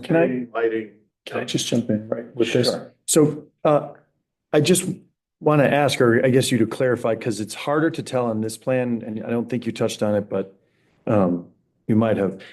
There is, if you look at the aerials between the property and Scott Avenue, at my measurements, approximately 350 feet of vegetation, which is trees and everything else, which is there. And maybe I measured wrong, but. Oh, it's a little over 300 feet. Okay, so it's not really shown there because it's grayed out, but all of that vegetation is proposed to remain exactly as it is. There's no. There will be a stormwater basin located in part of this, but there will be landscaping associated with that. The stuff that's down here closer to the ditch and closer to the wetland line, all of that vegetation. So it's not gonna be a clean line of sight. Absolutely not.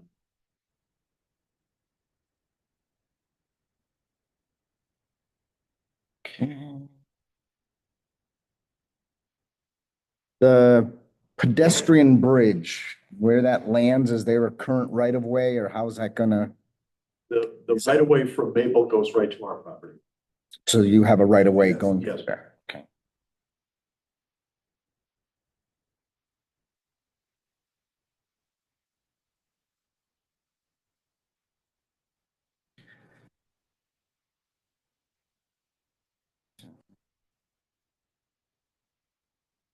Okay, I mean, everything else is still kind of, we've already discussed landscaping, wildlife, drainage. You have anything else you want to add, Jay?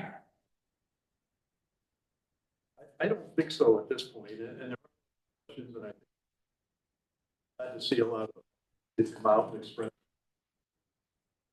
I'd like to think that we can address all of those concerns when we get to more of a efficient design in terms of grading, landscaping, drainage, and so forth. There's a lot of, and traffic, a lot of these questions I think are going to be answered definitely. And at the concept plan level, we're just not there.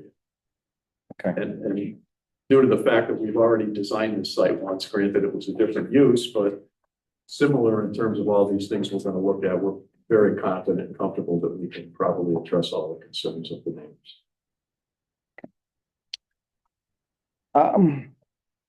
What I see is the concept that you presented tonight was different than what was originally given to us in our packets and what was posted online. So I'd like to have the opportunity for us to upload the current design as well as the apartment layouts and stuff like that. So I would like to see us continue this public hearing and give the opportunity for people to review all the latest documents that you provided for us tonight. Yeah, I think maybe the only change was the floor plan. Well, you had parking in the front by the street on the, I have the one. You don't have. No, yeah. Yeah, we don't have this. All right. Yeah, I mean, like I said, tonight was, Commercial? yes. The plan that was provided to us was having parking by the street level in the front. So I don't know if your lighting layout changed since then, and there's probably quite a bit of changes Yeah, between we the two did, drawings. change that front area, and that was based on stuff. Yeah. It just, So we moved it, yeah. Yeah, so we're March next, weeks. yeah, it's 2 weeks. Weeks. Let's see if you get the 11. No, we're fine with that. Okay. Meantime, if there's anything else that you need or questions through staff, we can provide for you and look at all your questions. Excellent. Thank you. So with that, I'll entertain a motion to continue the public hearing.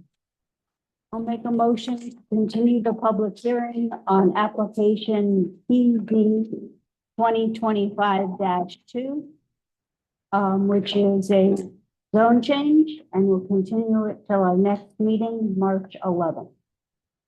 We have a motion to continue the public hearing. Do we have a second? Second? Second by Dave. Any further discussion? Hearing none, I'll call for a vote. All those in favor, say aye. Aye. Unanimous. You are continued for the 11th.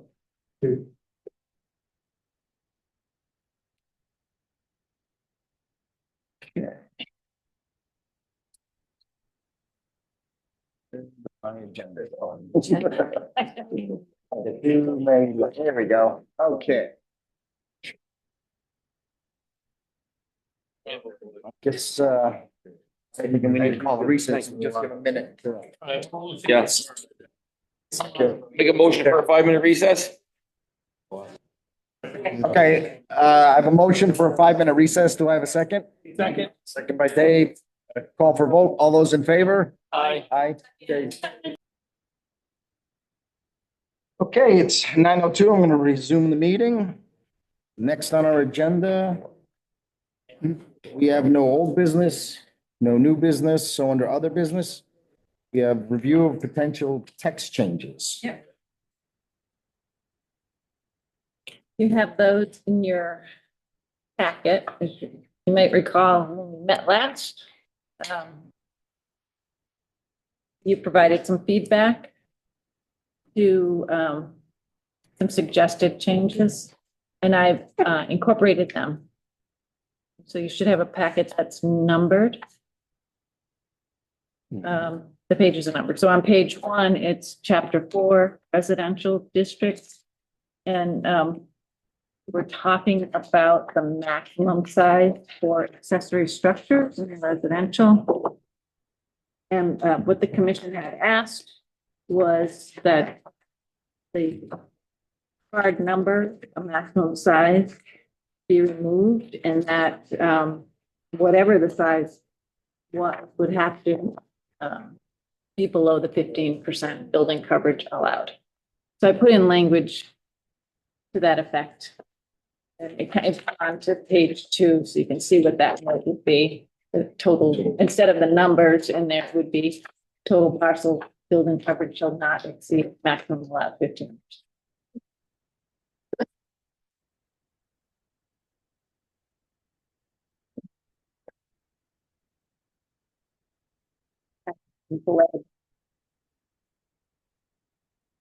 The next one is permitted accessory uses. So on page 4 is where the changes. I just wanted to give you the whole section so you can see it. So this is the L, the off-street parking or garaging of residents' vehicles subject to the following restrictions. So number one, I put in not more than 2 unregistered vehicles shall be parked or stored on the premise unless stored in an approved structure.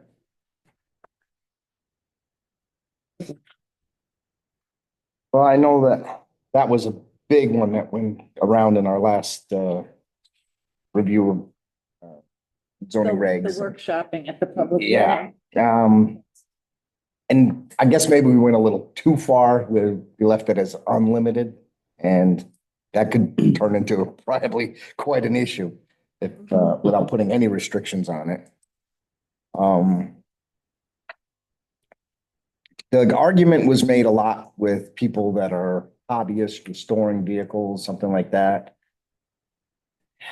Is there a possibility to do something with that you could apply for a temporary, 6-month or something to give somebody an opportunity to dismantle, salvage parts or whatever they need to do in order to, I don't know, are we going down the wrong road or? Yeah. That's just coming to my mind is we're gonna get the same kickback of, I need to buy 4 cars to build one 57 Chevy kind of deal. 6 months turned to 6 years. Well, if you had to come forward and apply for a temporary permit. Difficult thing to manage. Uh-huh. Then they have to get an approved structure, right? Right, and that's where They need a structure too. that's where the conversation went at the last meeting. And you have 2 cars, you're going from just a backyard nighttime hobby to you're actually a business rather than your resident. Probably needs to move to someplace that's a I gotta business. type in here, okay? We beat this to death. That is why I came on this committee. Be here to represent people in town. The people in town said, no, with all the stuff we brought up. And the car thing was 3 cars last time, now it's 2 cars we're talking about. We passed it as no limit. That's how we passed it as. Yeah. Okay, I'm not saying no limit, I'm just saying you have to take consideration to the fact that we just did this less than a year ago. So I think you're putting your arm right in the harness nest by bringing this up again and trying to put 2 where you had, we went from the limit from bringing. So what we had was,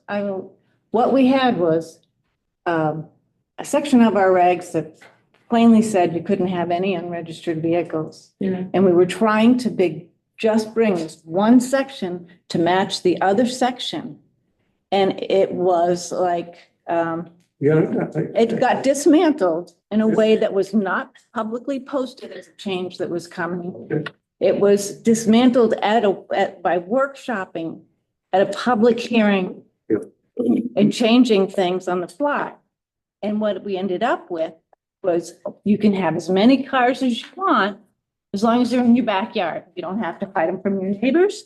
You could have a junkyard. Have a junkyard, Well, which was not the intention.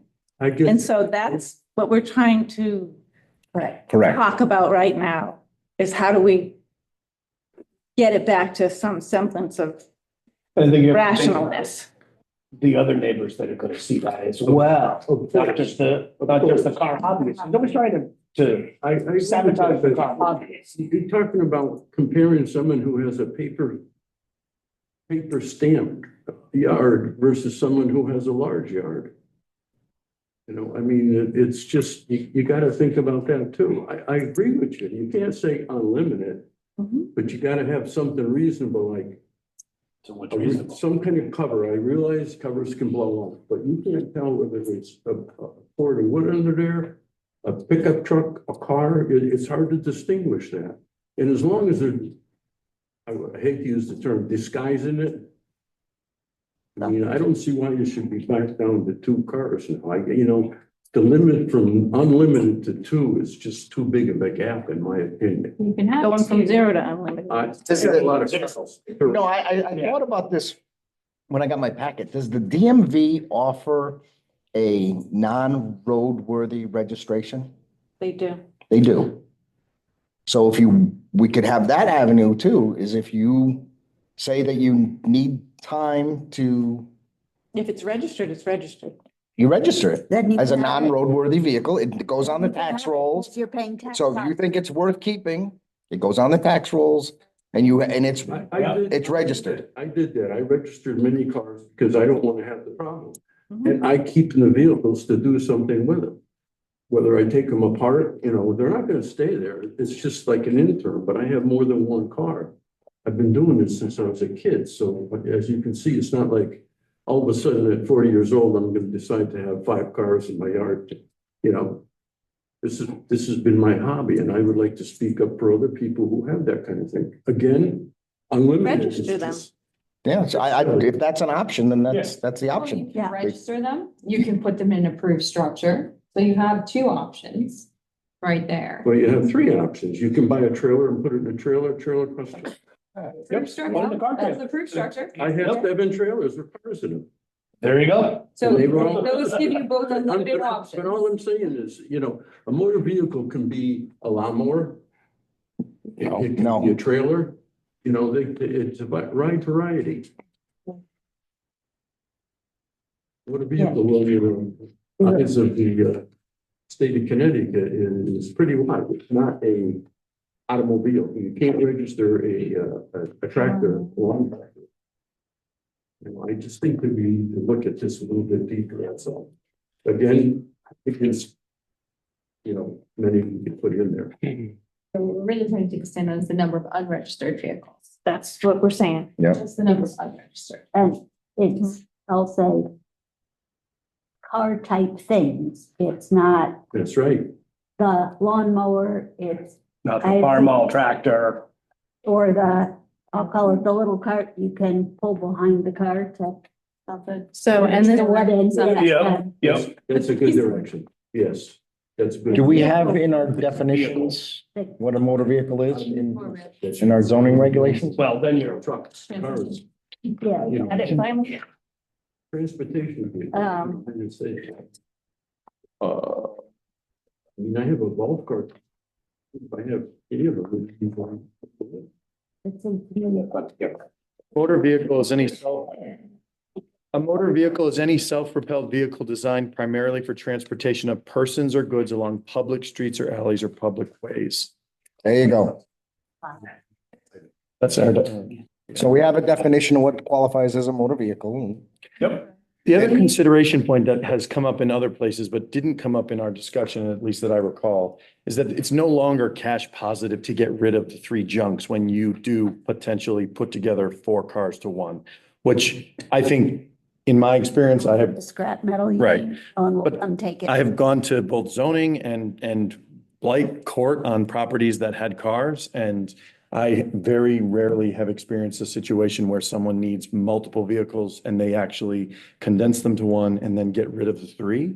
And so you pay money now, right? So you have 3 cars that cost you nothing to put out in the back 40, or you have to pay someone to remove them. And when it's going to cost you money to dispose of it, but it's free to leave it there, there's no incentive to get rid of them. Scrap metal doesn't have value anymore. It's not like Penny a it was, maybe. So you've got to get it hauled somewhere, and if there's materials in it, like with other types, RVs, Hazardous and boats and other waste. things, they don't want to deal with the insulation or the. Yep. So it's a challenge, and there's no incentive to keep any management of those as they come on the property, because it's cheaper to leave them. They can accumulate. And there are motor vehicle statutes related to the number of vehicles on a property and what can be determined to be a junkyard and what type of possession, what Yep. vehicles and. So, and that things that- definition was added in August Okay. 24. Do we have a definition for junkyard?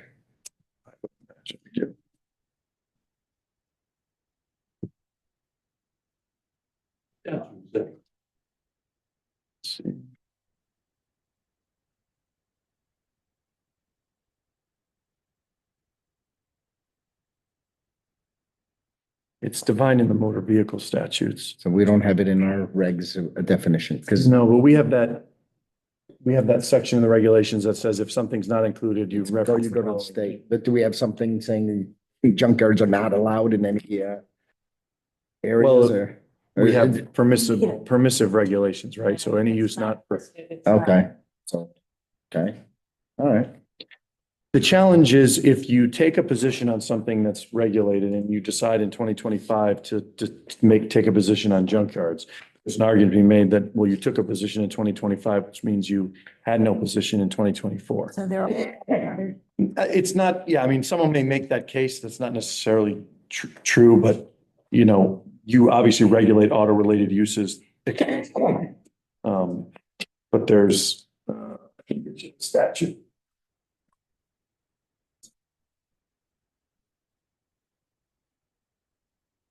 Okay, well, it's gonna go to public comment anyhow, so we'll see how that one flies. Just like to. I think, With that explanation definition of motor Needs to be vehicle. good that explains it to us. Yeah, Yeah. that and the fact that you have the capability to register a non-roadworthy vehicle. Because Yeah. I thought you had to, an older vehicle, you'd have to But go to me- through inspection with it. But if, So, it's really, you pay taxes on it. so if you have a document bringing that you have ownership of a particular VIN number, you can register it. That's it. If it has no motor, you Got a VIN, it's legally registered. okay. So there's no safety inspection. It's no safety inspection. Wow. Not this year anyway. Item number 4. You're highlighting were previously or currently, is that missing from the last part or? That was something that had been added, I think. Yeah. Yeah, I think that's fine. Okay. I just highlighted because I questioned. Well, this number 5, that the conversation we had a lot about that is, we have a lot of small, what you want to call quasi farmers or whatever. Yeah. That people own a backhoe or people own a skid steer or something like that and may not necessarily have garage space to park a backhoe. You can't do that in this town. Yeah, I think you have to There's no way. build a There's no way. tractor in your backyard. No. There's quite a few people that have There's what would be hundreds of them. considered. That's well, yeah, I know, I've hacked it out. So they're saying to leave it. Right, you're saying just leave that one. Well, I mean, To me, if it's not visible and it's in your backyard, they may be visible to your back neighbor or something. I don't know. Okay. We- I'll just put it, But not, say I no won't accept that tractors. change. I'll just take it's it, not put it back. applied. I just, there's a lot of people that Yeah. have, Toys. toys. Trust me, we live here. So what were you proposing to change? Just saying that you can't Couldn't have put it it. anyways. I was gonna. It had to be inside, Yeah, had to be in the garage. Or in the room. Yeah. okay. I'll park it. You said front yard, I'll park in the front yard. No, it makes I sense know. to just leave it because Yeah, Yeah, you now that don't we're want it. looking at just motor vehicles as defined, right. Yeah. it all makes sense. Okay. Outdoor storage. So this was taking a look at the outdoor storage section 502.1. And in the industrial zone, allowing for outdoor storage in the side yard. Not confine it to just the rear yard.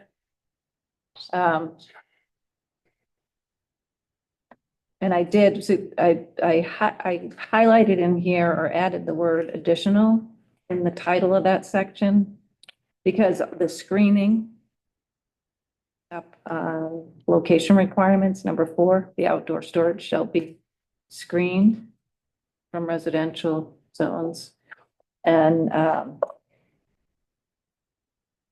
just wanted to make sure that, yep, you still have to accomplish everything in B, but you also get to do some additional things in C.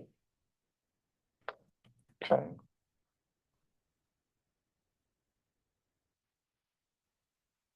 Yeah.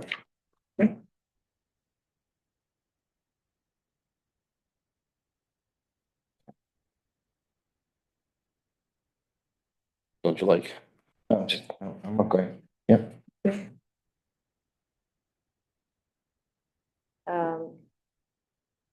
902 enforcement on page 7.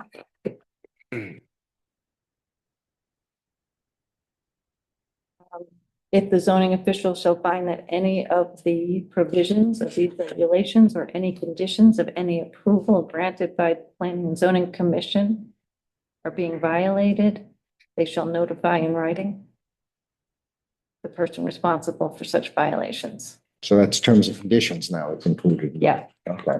Can you legally do that? Yeah, Okay. terms and conditions are binding. We're just making it not Against violations. The zoning official now has power to.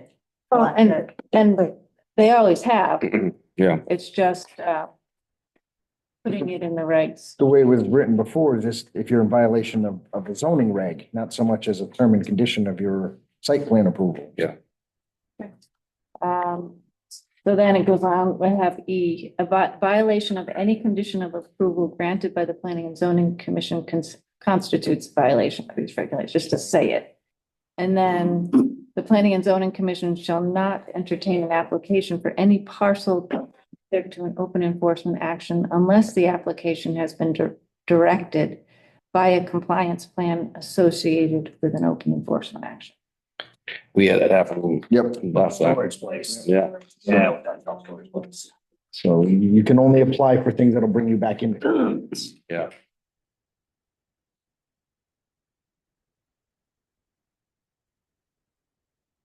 And then page 9, you had talked about no longer granting waivers for sidewalks, but it would be either sidewalks or a fee in lieu of Yep. sidewalks. Yeah. So that's what that language is, and it occurred in a couple of places within the subdivision regulations, so that's page 9 and 10. Yeah. No flat out waiver. And then I found we also have it in our zoning regs. I wasn't sure what to do with because it's in section 600 sidewalks and trails. There's a fee in lieu of installation. I didn't know if we want to take that out too.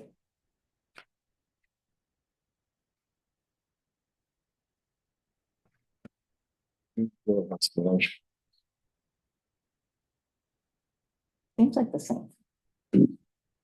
Well, I mean, I thought we were, It's just that it popped up in the site standards too. all right, so as long as we have it under the improvement requirements, I guess we don't need it listed twice. Okay. Is that what you? No, it's Your in, point is- what I'm saying is it's in the zoning regs as well as subdivision. Oh.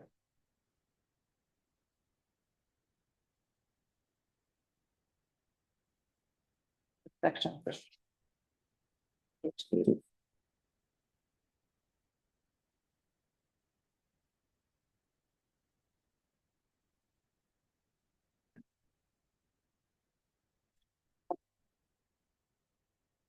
long as it's spelled out in one spot, yeah.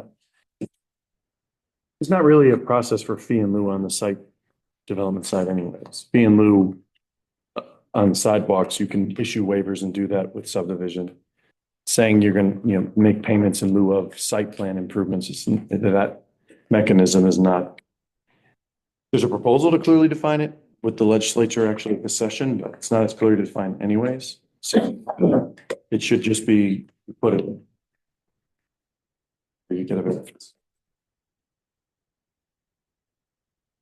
No. I have one more, Yeah. something that came up. What's this one here on mechanical equipment, including propane tanks, generators? I think it'd be something. Yeah. That is just putting in there something that the commission had put in memo form you concurred with many years ago, and it's someone's coming in and putting in their AC unit or an emergency generator. We never go to planning and zoning. Yeah. No. Oh, okay. Saying that But we would need to issue a zoning. zoning permit, know, but you get a building. So we're just Get a building making it a formal regulation. Yeah, it works. Something that came up recently was a question about adding Thank you. an accessory apartment Oh, boy. above the Merlot. So the issue in here doesn't impact them because they're talking about second story apartment. And they're, In they're a note B2? six- In note 6, there's a couple of things we talked about. So hold on, where are we at now? Below in the water? We're everywhere because it's a text amendment. It's just this text Recent. amendment, but this is why this is coming in now. In answering the questions for that issue. If we go to the use charts, there's note 6 on residential. And so it says a couple of things that need changing, but residential units may be permitted above the first story and provided the units are not part of the main facade below the first story in a building. Those units below the first story must be limited to apartments not to exceed 900 square feet. All residential buildings require a special use permit and must meet the following conditions.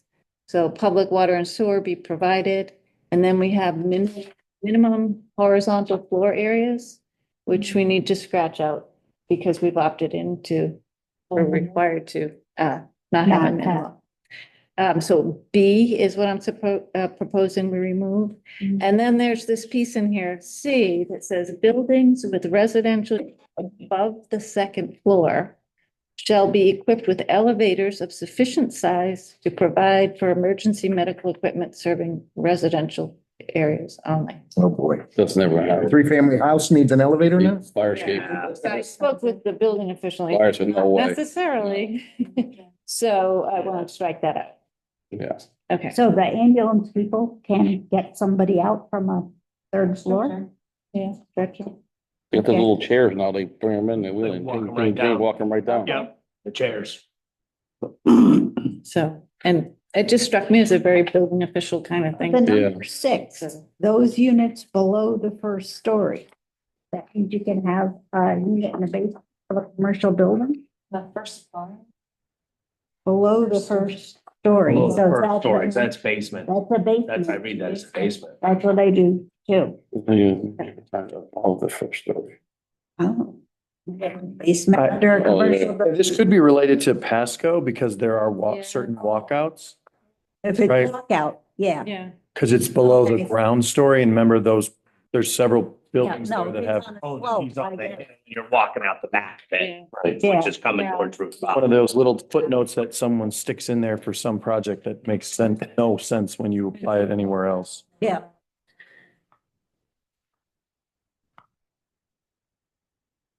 We also don't define studio, so I'm not quite sure what the implication is.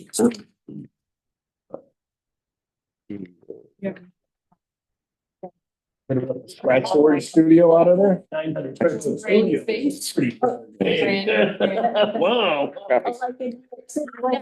Right? I mean, whether or not something can or should be a dwelling unit is a building issue, right? This is all by special permit. Yeah, it's enough. So like, So we'll get to review it. if- in my mind, the specificity, like, if they're gonna have to have egress windows, they're gonna have to all kinds of stuff if it's below the lower level. That's right. Yeah, because. Yeah. And that's a building code. That's right. That was kind of the conversation about whether or not you need an elevator. Right. Ken was like, necessarily you need to please. Yeah. Egress. So. Yeah. To me, the building code should dictate that. Because we could allow for a provision for an accessory dwelling unit to be in the basement. Some of this. But. Just want to get rid of some of these notes. Two pages of notes on the table. All right. So next we got P O C D discussion. Oh, boy, hold on. I put in to the packet, It's community engagement. the survey. community engagement summary. The true posted it in some- Oh, I never did it. You can post it. 'cause I didn't send it. I will. Yeah. I mean, all the survey. Actually, I might have. The raw data, the raw data is out there. This is just a summary of, the engagement that we've had so far. The business survey, the community survey, really, it's a summary of all the open-ended questions. Not all the kind of demographic questions, but just when people got to write in. We pulled it all up. Will help, and to get the main themes. And I wanted to share that with you because I think it's important for visioning. Well, yeah, it's great. It's a, we got outdated schools. Yeah, we know that, but nobody wants to pony up to 70 million for the new one. You know, we know we got outdated stuff here. We realize that. What can we do? Control the tax base. You put apartments in. Put apartments in, Bring kids in. Bad, because yeah, but not near me, and take away the farmlands and. And the Eagle. So That's why you have 10 years to take care of the plan once it's, put in place. So there's a lot of things you gotta just consider. reaching for one more thing. I had it. What I had is a draft outline for the report is full. To get some feedback. Oh, hell. Oh, my goodness. I think we'll search for comfort in the Oh, there's that other one. way. Whatever it is. That's. Maybe, yeah, that's how I do.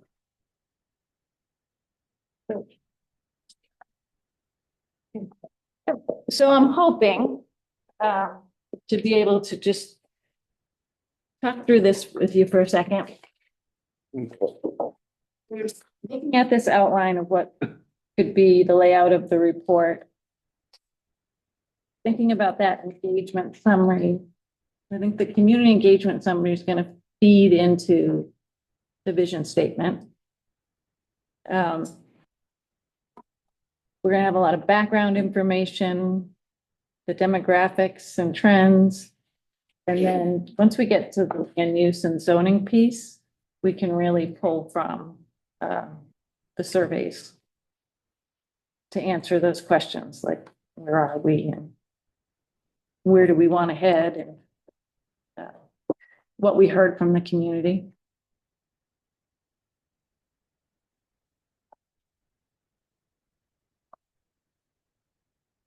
I know Mike and Ann have seen this already.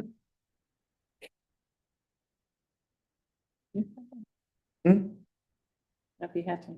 Oh, okay. Any initial thoughts or reactions to? Yeah. I like it. I think it gets all the highlights, all the hot topics. And One of the things that we talked about focusing on chapter will have the same setup, right? Where are we? What did we hear? Where are we going? And really, I think that's a function of trying to just hit on all that feedback that was received. And just including that in the plan. And so I think some things there's going to be a big shift, and other things there might not be a lot to shift from. I personally think, and we've talked about, this is not going to be something where we want to have 150 recommendations. I think there's going to be a few things that we need to put a lot of focus on, rather than saying we're going to run around and haphazardly work on 100 things over the next 10 years. There's some really important threads that we just continually hear about through public hearings, through public comments, through the ARPA survey. Everybody, there's consistency. So I think we need to really focus on that. what section are we going to tie in the farm trail, the scenic trails, that kind of stuff? Is that all going to go there? I think it would be under 5. Under open How do space? we tie in the solar? We have an agricultural header. the future land. Well, I guess we'll tag it as agriculture or preservation, conservation, anything, something like that.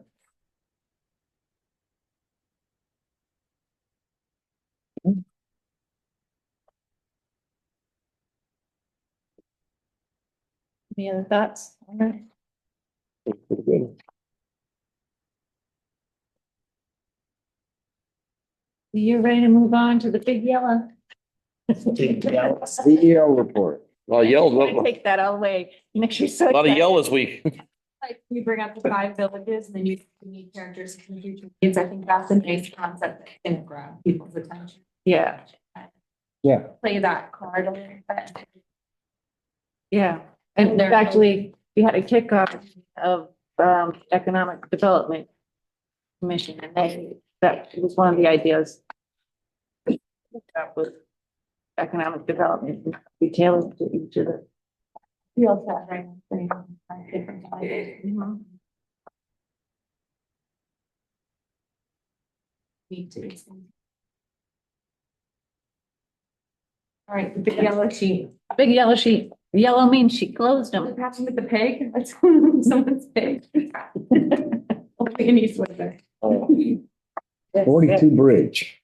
Okay.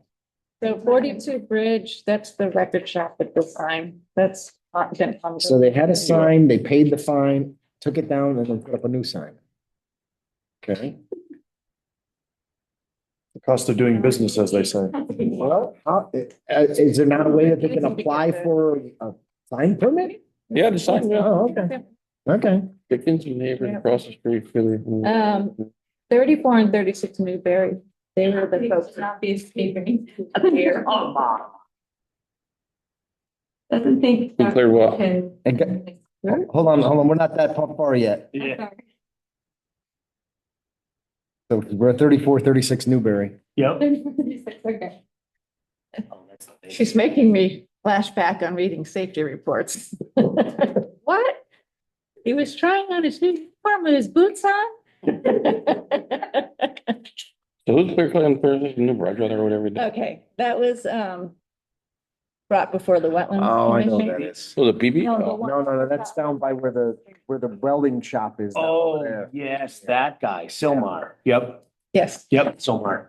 so they're holding till spring to do their Okay. Newberry Village. That's another one that's on hold until Mr. Giorgio can get out there and grade and seed. Still has it. Is he on the last lot now? Wow. Yeah. 23 years later.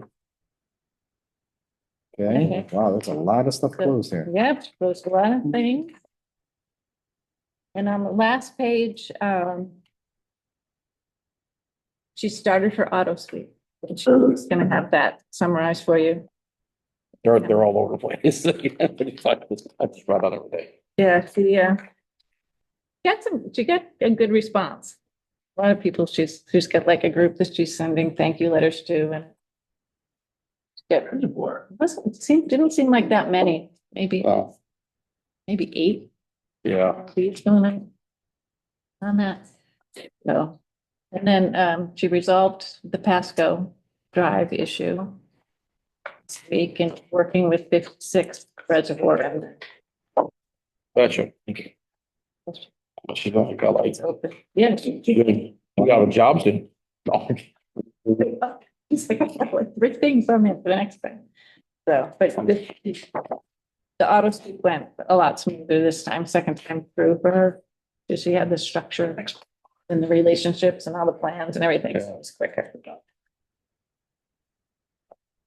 Oh, That's the guy that's got the. Guy code flight motors, parks his car and snow in the front, right in the grass there, and I think gone. On the side. There for like 3 weeks, then it's gone a week later.